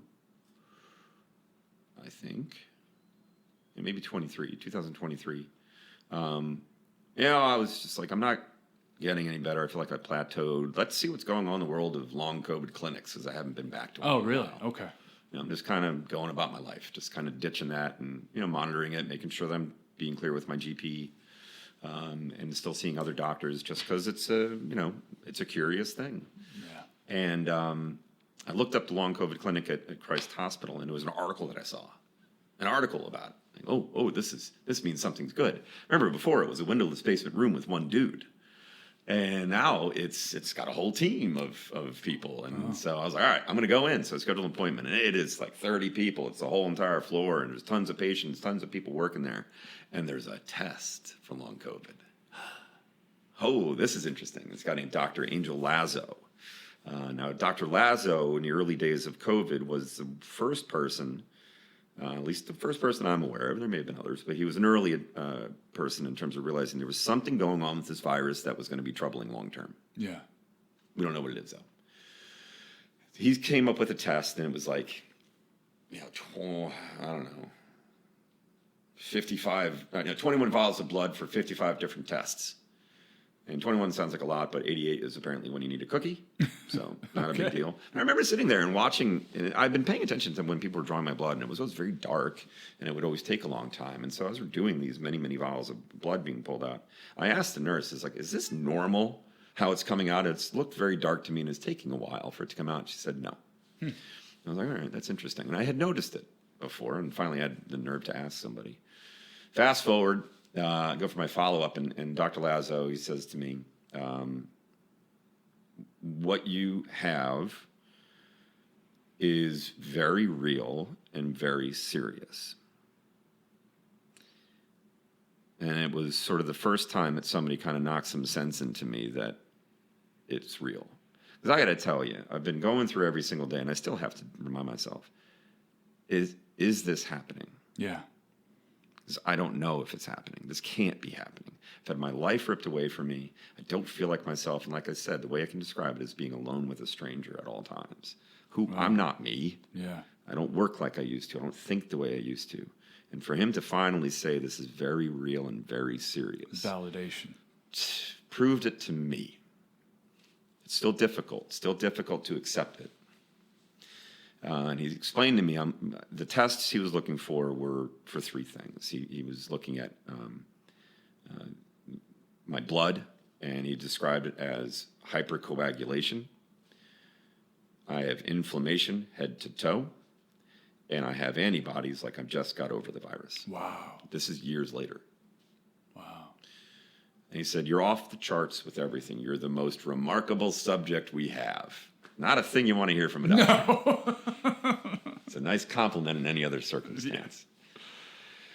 But now I have one person that is understanding and knowledgeable and thoughtful. And so immediately he gives me his cell phone and he says, I'm going to be sending you to a bunch of doctors. You're going to go and text me before you go in.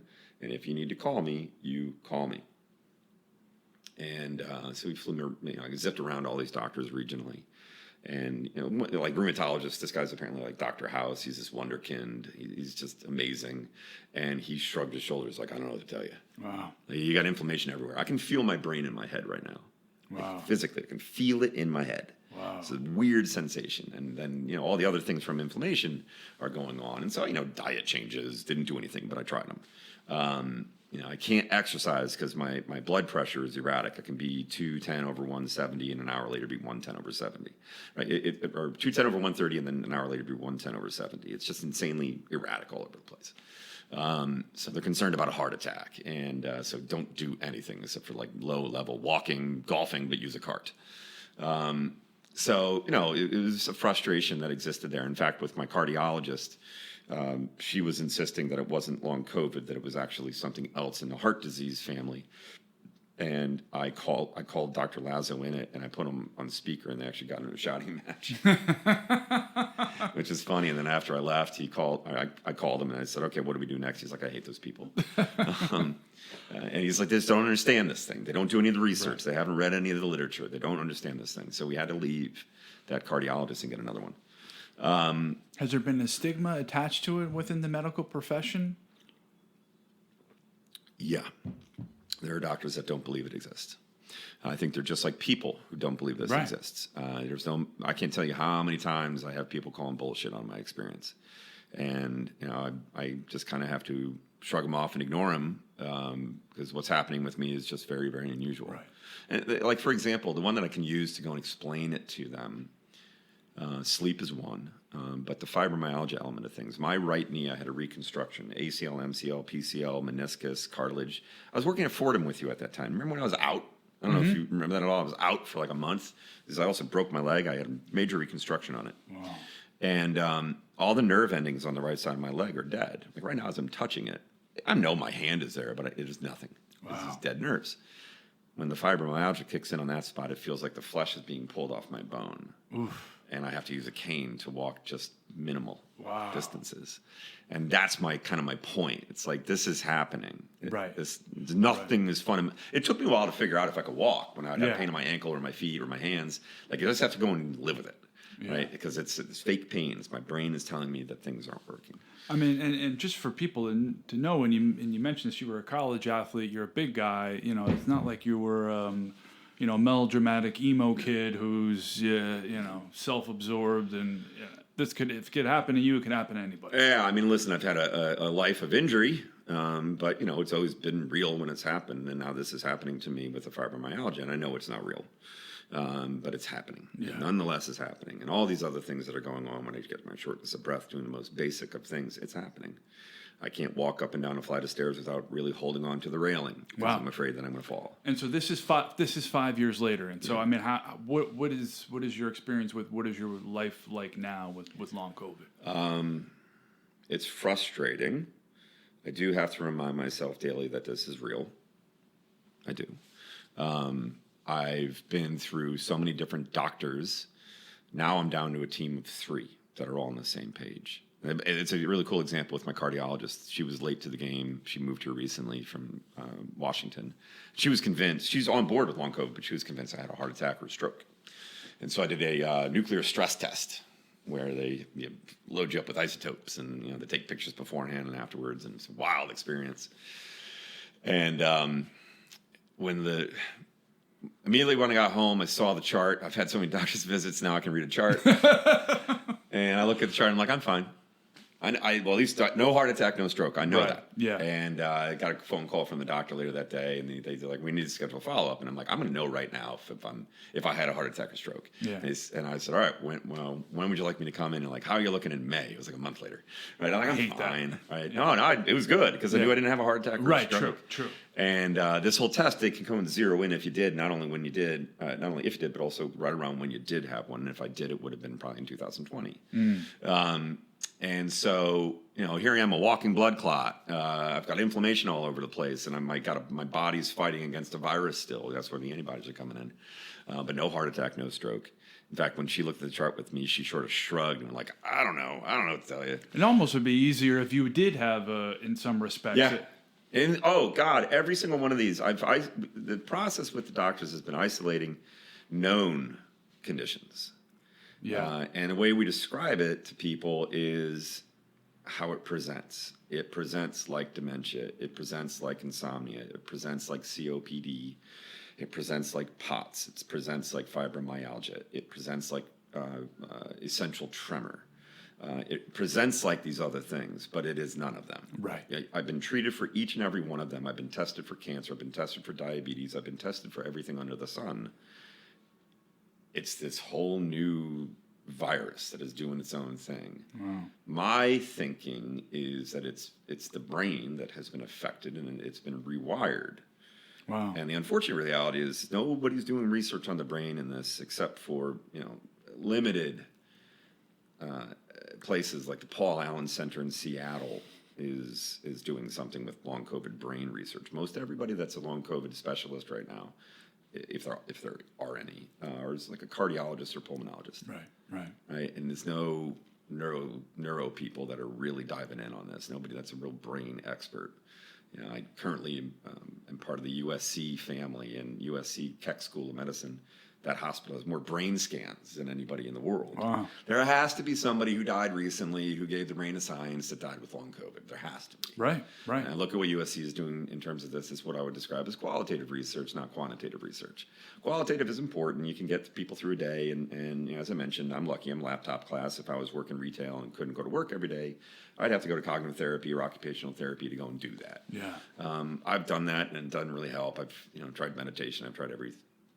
I get more armchair doctors than you can imagine. I bet. Tell me to drink green juice and do yoga. Right. So, my day basically is just trying to muscle through, and it's been interesting. I try to get through parts of the day. Yeah. But recently I've had a bit of a breakthrough.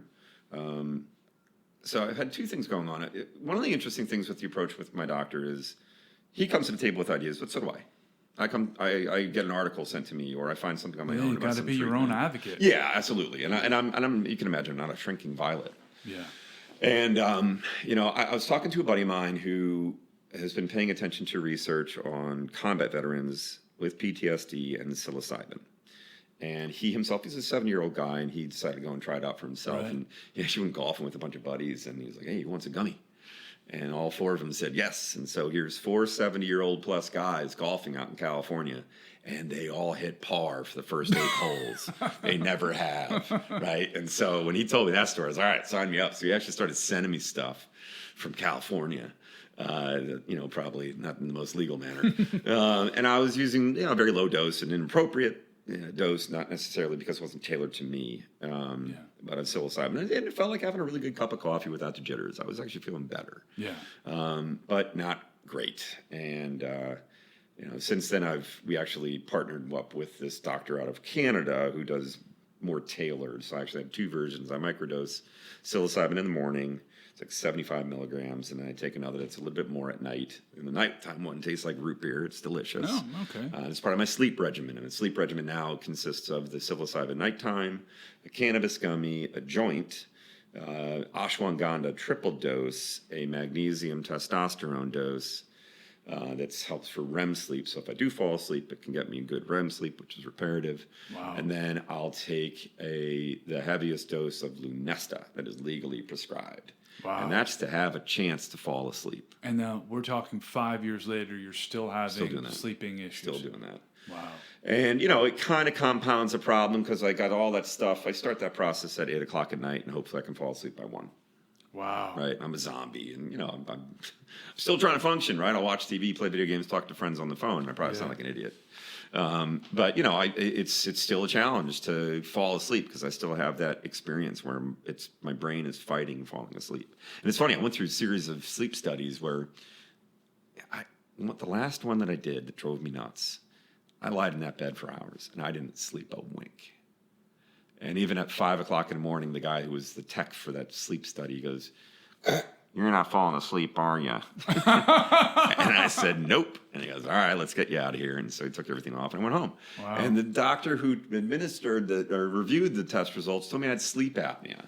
And I'm like, "Dude, I didn't sleep. Yeah. I didn't fall asleep. How can you tell me I have you sleep apnea?" You have to fall asleep. You kind of and then have to. I would jerk yourself think. awake. I would think. Right. Yeah.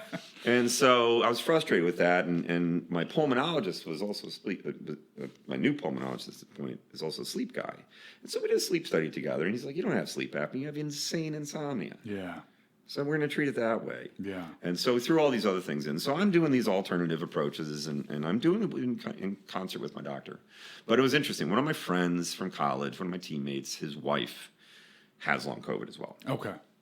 And I've found all these other people that are like me, and it's sort of like, oh my God, Your support group. It's a secret society that nobody wants to join. Yeah. But we have somebody we can validate what we're going through. Right. And one woman that I spoke to, her marriage ended because of this. Because, being alone with a stranger, she was not the same person. And her husband said, "The woman that I love is not here anymore." Wow. And she said, "I know," and signed off on the divorce right away.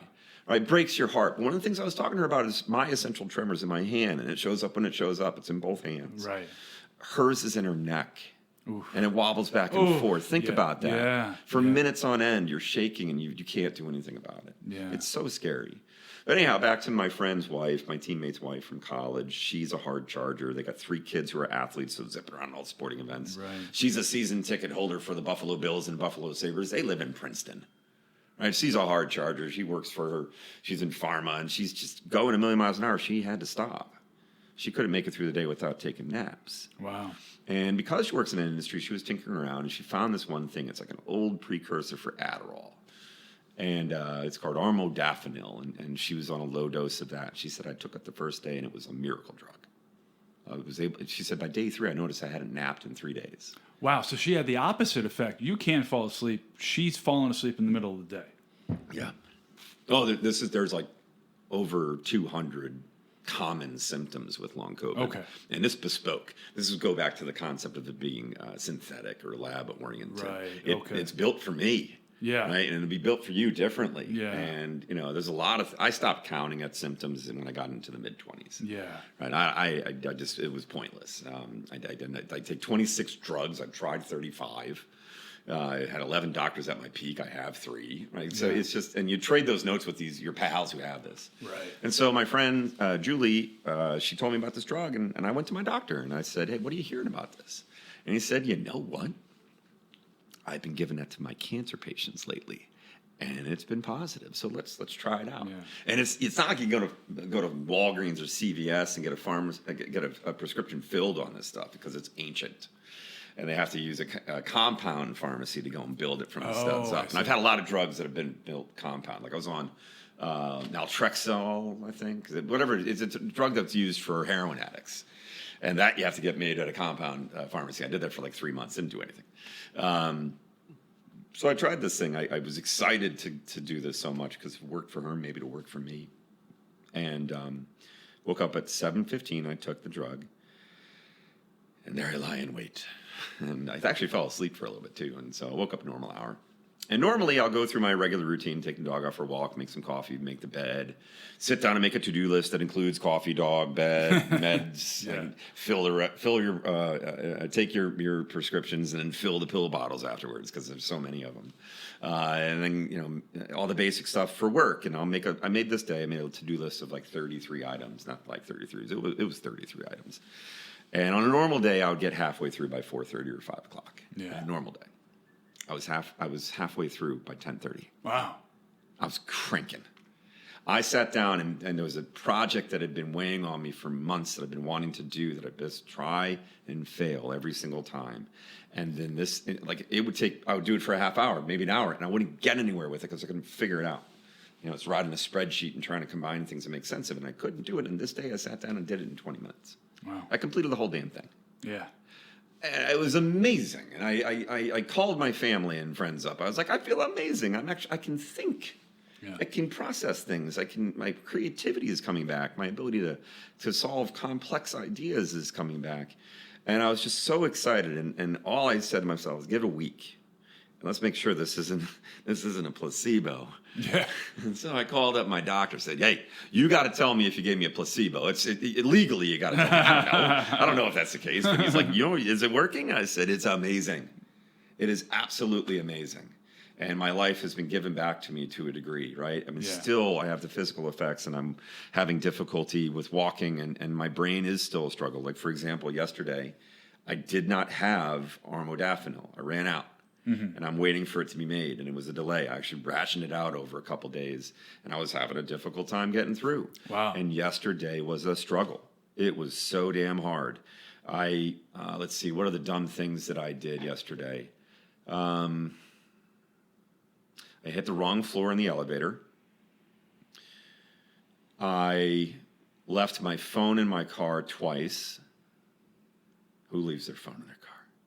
It's attached to you at all times. I went to a doctor's office, and they told me on the way in that I was going to have to, I had to fill out a form, and then I was going to have to pay a deposit because I was getting like new orthotics made. And I was going to have to pay a deposit for the orthotics. And so I fill out the form, I hand it to her. I left 2 pages blank. Yeah. They were in sequence. I remember getting it back, and I was so frustrated. I was like, it's pretty clear that I have to do these pages. Yeah. And I just skipped right over them. And that's sort of how my brain works. When I'm not functioning well, I skip over processes. Go back to Blue Apron, right? That's the example. I went 1 to 7 to 3 to 5, right? My brain is just pushing over the sequence. And so when I left, I just walked right out, and I got a phone call and said, you have to pay your deposit. Oh. It's like, okay. So I went back and I paid the deposit. And I was like, I'm just not working well. And so I got down got back home. I called my dad and told me that. My brain's not working, but I just got my armodafinil. I'll take it tomorrow and feel fine. Today I've been fine. Yeah. I mean, it's crazy to think about, but you've been talking mostly for 3 hours. Mm-hmm. And I'm alone all the time. So yeah, I mean, that's kind of where I am right now. And the struggle that I have is there's tens of millions of people in the country that have this. Yeah. There has not been an ounce of federal dollars put into brain research on it, where I think that's the missing link. If my brain is functioning so poorly when I'm not on this one medication and functioning so well when I am on this medication, isn't that something? Isn't that a little sign? Sure, yeah. Couldn't it be that the rest of my body is my brain is telling my body that I'm not getting enough blood oxygen? My heart's working fine, my lungs are huge and fine. I did a peak flow test where, as an asthmatic, you get like high 80s. It's a good score. I was getting high 90s and well over 130. Right? That's for peak flow score. My lungs are fine. Yeah. But I'm always out of breath. Yeah. My heart is fine, but I'm always out of breath. My blood pressure's all over the place. My heart is fine. And so my brain is telling my body that all these things are happening when they're not. That's the fibromyalgia. That's the memory loss. That's the body breaking down constantly. And so, I am concerned. My biggest concern is there's so many people like us, and we're forgotten. Yeah. We are forgotten because COVID happened, and we don't want to talk about it. No. We're not mature enough as a society to go and own up to all of our things that we did wrong. Yeah. Like locking kids up. Right. Locking up parks. Yeah. Keeping people housed as opposed to outside. I mean, shoot, the number one place where people got COVID was at home. Yeah. Yeah. Yeah. Doesn't that tell you something? Yeah, I mean, they were closing beaches in California. They were arresting people for going on those closed beaches, right? So it's insane. Yeah. And we're not at the point where we want to own up to our mistakes, and it's fine to go and say we made mistakes. Yeah. It's totally fine. I want people to tell me they were wrong. Yeah. That's the worst part of all of this is that we need to go and admit that we were wrong, that we had a blind spot, and now we have a big problem lying ahead of us. There's estimations that this is a multi-trillion-dollar disability concern burden for our society. Wow. Because of the number of people for the next 30 years that won't be able to work. Yeah. If we don't fix this damn thing. Right. at least make it manageable, or if we're knock it out entirely. We're going to have people that can't work. We've had, I believe I said earlier, a number of cops and firefighters retire early, a number of doctors and nurses that have retired early because they just can't work. Yeah. How many inventions are not being created because the person who was meant to go and create that idea just cannot do it? Yeah. Because their brain's not working the same way, or they're just exhausted. Yeah. So this is a huge economic problem that we're facing, not just a public health issue. And so it's a reason why I wanted to talk about it. Yeah. Right. What would you say to other people that are listening to this that may be suffering from long COVID? Number one, it's real. Number two, there are tests to go and confirm it. Number three, there are other people just like you. Find them. Yeah. The number of conversations I've had with people for the first time that they've talked about it, I go through their symptoms and have them list them off one by one by one by one, and I kind of check off the ones we have in common. I don't want to, spoil it for them by telling them what I have first, and they tell me what they got. And the best one is when they talk about their brain, and we use brain fog as sort of like an easy shorthand. Right. But when you got this thing, it's much more than brain fog. Yeah. That is a horrible way to describe it in comparison to what it really is, and what I've described is I can feel my brain. When I say that to people, that's actually that's the moment. That's when they realize that it happened. They're like, yeah, I felt like my brain is heavy the whole time. Wow. And I don't know why. And, so the point is really just find other people that have this. Talk about it constantly. Get it out of your system. Bore people to death with this whole entire story that you have. Because at the very least, it makes it real for you. Yeah. So what's your long-term prognosis? I mean, how are you thinking, looking towards the future? I'm resigned to the fact that this is how my life is going to be. I have a chronic disease. I am prepared that this is kind of it. Unless like Dr. House comes along and can solve the problem for us, I recognize that. So that I'm kind of there at. It's a bummer.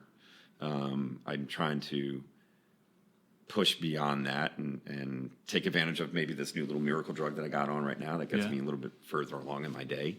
Instead of worry about going through parts of a day, I can go through a whole day.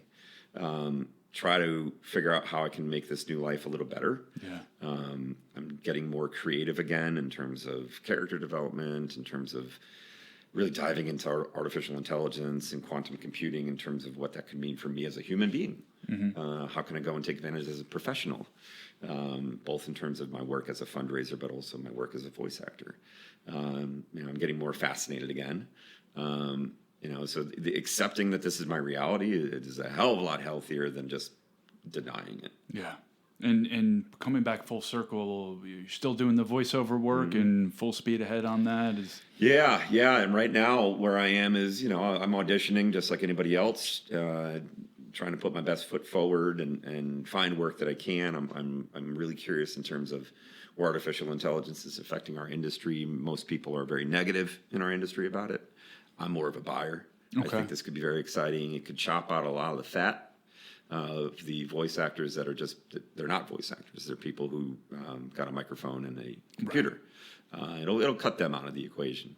But there'll be other opportunities for us to go and think about how can we be more efficient as voice actors. Could I just go and create my own voice and license it and fire it out there? I don't have to audition ever again. I wouldn't say that. To a degree, right? I could go and send my voice out to prospective clients and say, here's my voice. Maybe your brand sounds like this. And I could do it much more efficiently. I could have my voice in different languages now. Right. I mean, think about that. That is crazy. I've seen some demonstrations of that, and it is wild. It's awesome. My brother's a realtor, and he's steered into the curve nicely, and he's got his thing that he does. He's on camera, and it's him talking about the market for buying or selling right now. And then he's got another one in Spanish. Wow. My brother doesn't speak a lick of Spanish. I took 4 years of high school Spanish, never got a question wrong, wrote a play in Spanish, and I can barely ask for the bathroom in the library. Right. But, you can put yourself in different languages, and I think that's remarkable. Yeah. This whole entire world is changing right now, and it's awesome to go and be part of that. Well, I'm glad you have the awesome perspective of it. I mean, I think it can be used for good. I mean, a lot of people are very pessimistic about, our robot overlords will, Well, I mean, that's where you have to go and think about the humanistic element of things. Back in the 20s, you took an elevator and there was a guy wearing a suit and a hat that was an elevator operator. Right, yeah. And then one day somebody's installed an elevator that you and I could go and hit a button, and that was it. Yeah. And the elevator operators went out and struck. Yeah. They were going nuts. And nothing happened, Yeah. right? Because, Yeah. okay, it's not a lot of people. We'll get you other jobs. There's other things to do. But we have to be careful right now. If you think about like self-driving cars make a lot of sense in terms of emissions. It can go and make emissions more efficient. It can go and help in terms of traffic mitigation in cities. Right. It could limit car accidents due to human error. There's some very good things that happen off of that. Long haul trucking could be much more efficient, but the number one job in America for males, I think 24 to 40, is some form of driver. Yeah. Right. And so if we do this, what are we going to do with millions of 24 to 40-year-old men without a profession? We already have enough problems right now in this country in terms of men being kind of isolated and carved out and not being able to be part of the system, so to speak. And now we're going to go and limit their form of employment. So we have to think about that from the philosophical standpoint, from the policy standpoint, from the legal standpoint, but also with the technical things. You get the nerds together and let them do their thing. We'll be the robot pets. Yeah. We'll be the pet. Right. But if you include philosophers and you include policymakers in the conversation, then from that perspective, we'll be fine. I think it raises the floor and the ceiling at the same time for everybody. I mean, I think that's it. It makes it more efficient, which makes people want to buy more product, which means that more people need to manufacture and make the product. And I mean, right now we're talking about manufacturing coming back to America, and I don't think that's going to turn into the jobs that we're all thinking about. I think it'll be manufacturing will be done back in the U.S. again, which is good. It'll be automated. Yeah. And it'll create a whole new swath of jobs. Yeah. Both in terms of entry level and more expert level positions. We have an opportunity to go and evolve, and we need to get past all the arguing. Yeah. We need to get past the fear. I know my father's afraid of it. He's starting to realize that Ted Kaczynski had a point. It's just how he went about it. And what was his point? Hey, we've disconnected ourselves from ourselves. Right, that's really the crux of it, isn't it? We're carving humanity out of the human experience, right? And we're sucked into our phones, we're sucked into the computer, we're sucked into the internet, and we need to get back to being with each other. There's Michael Smerconish has a program on Sirius XM, and he talks about this mingle project that he has all the time. So get out there and mingle. You got to be with people. And he doesn't put on these mingling events throughout the country. He encourages the listeners to put on the mingling events. Good. Right? And people are starting their own thing. And so I think we need to get back to that. The gathering experiences, we forget what 2019 was like. Yeah. Well, I mean, that's part of the reason this podcast came to be is, reestablishing those connections. And it came around during, COVID when those were shrinking. Yeah. So I mean, not everybody can start up a podcast, but that's been an outlet for me and, reestablishing, rebuilding and, new connections as well. So it's there. But in terms of AI, I hope it doesn't happen too fast. And I think if it happens at the correct pace, then we as a society can build it into our way of living in a way that won't be too disruptive. There's a really interesting example going on right now, and it's Doge. It's using a lot of just modern technology to go and crawl through everything to figure out where the redundancies and waste are. And even if you're the most gung-ho Doge person, the speed of it is scary. Yeah. Right? Are we going to go and trip over ourselves because we're going too fast? It's like trying to run a 110-meter high hurdle race on flat surface is one thing, but when you do it on a hill, downward, it's a little trickier. And it's the lessons I think that you're talking about are being laid out for us in real time. People are getting clipped for their jobs. There's segments of the government that are being carved out, and it's being done quickly, right? And that's fine until it's not. And you look at the scalability on the next end of it. If we don't think about the human element of things when it comes to artificial intelligence. Throw in quantum computing, and everything will be done even faster. And will we be making mistakes? You know, I think you're right. Speed is the concern. But, you know, I'm an optimist. I think that there are a lot of people thinking about this. Stanford University is building all this stuff. You know, let the nerds be nerds, right? They're nerding out. But they have a division at Stanford called HAI, Humanistic Artificial Intelligence. Wow. And Condoleezza Rice is involved in that conversation, right? So you have serious people that are involved from that side of it. USC has incredible talent in terms of computer scientists, in terms of engineering, and developing all of these ideas, but it also has the recognition that we've got to have policy involved. Yeah, I mean, I think that's philosophy involved. I mean, that's what makes me optimistic is that there has been that balance between, you know, tech and advancement, but then also you have people, you know, sounding not necessarily the alarm, but at least saying, hey, we've got to monitor this and we can't be too gung-ho about this or let it get out of control. Yeah. The cool thing is, though, is if you're a dreamer, you can look at this moment in time and think, holy shit, I can do that thing I've always wanted to do. Right. I'm knocking on 50 years old and learning Python. Like, why? That's very cool. Right? Why would I do that? Yeah. Well, there's a reason, because I've got a lot of ideas that maybe if I know how to use Python at a rudimentary level, I'll be able to come up with enough of a scaffolding to go and come up with an idea. Yeah. But on a more practical sense, in a more important sense, good Lord, we've got researchers working on cancer or maybe my disease that's going on. Right. Where if you have human beings going through all of the data, it's good to have human eyes. It's the most important part of it. But the pace is very, very slow. And so we're not able to get to the conclusions fast enough. You use quantum and AI all at once to crawl through data, you might be able to go and make more sense of it more quickly. I mean, it's remarkable how you can get there. The answer for cancer is out there. It's just we haven't had the researchers in Zimbabwe and Paris and LA on the same page. And maybe each one of them, you put those three ideas together, the cure for cancer exists in the combination. But we haven't had everybody connected. Now we have the opportunity to connect people with that. Yeah. So I think it's remarkable.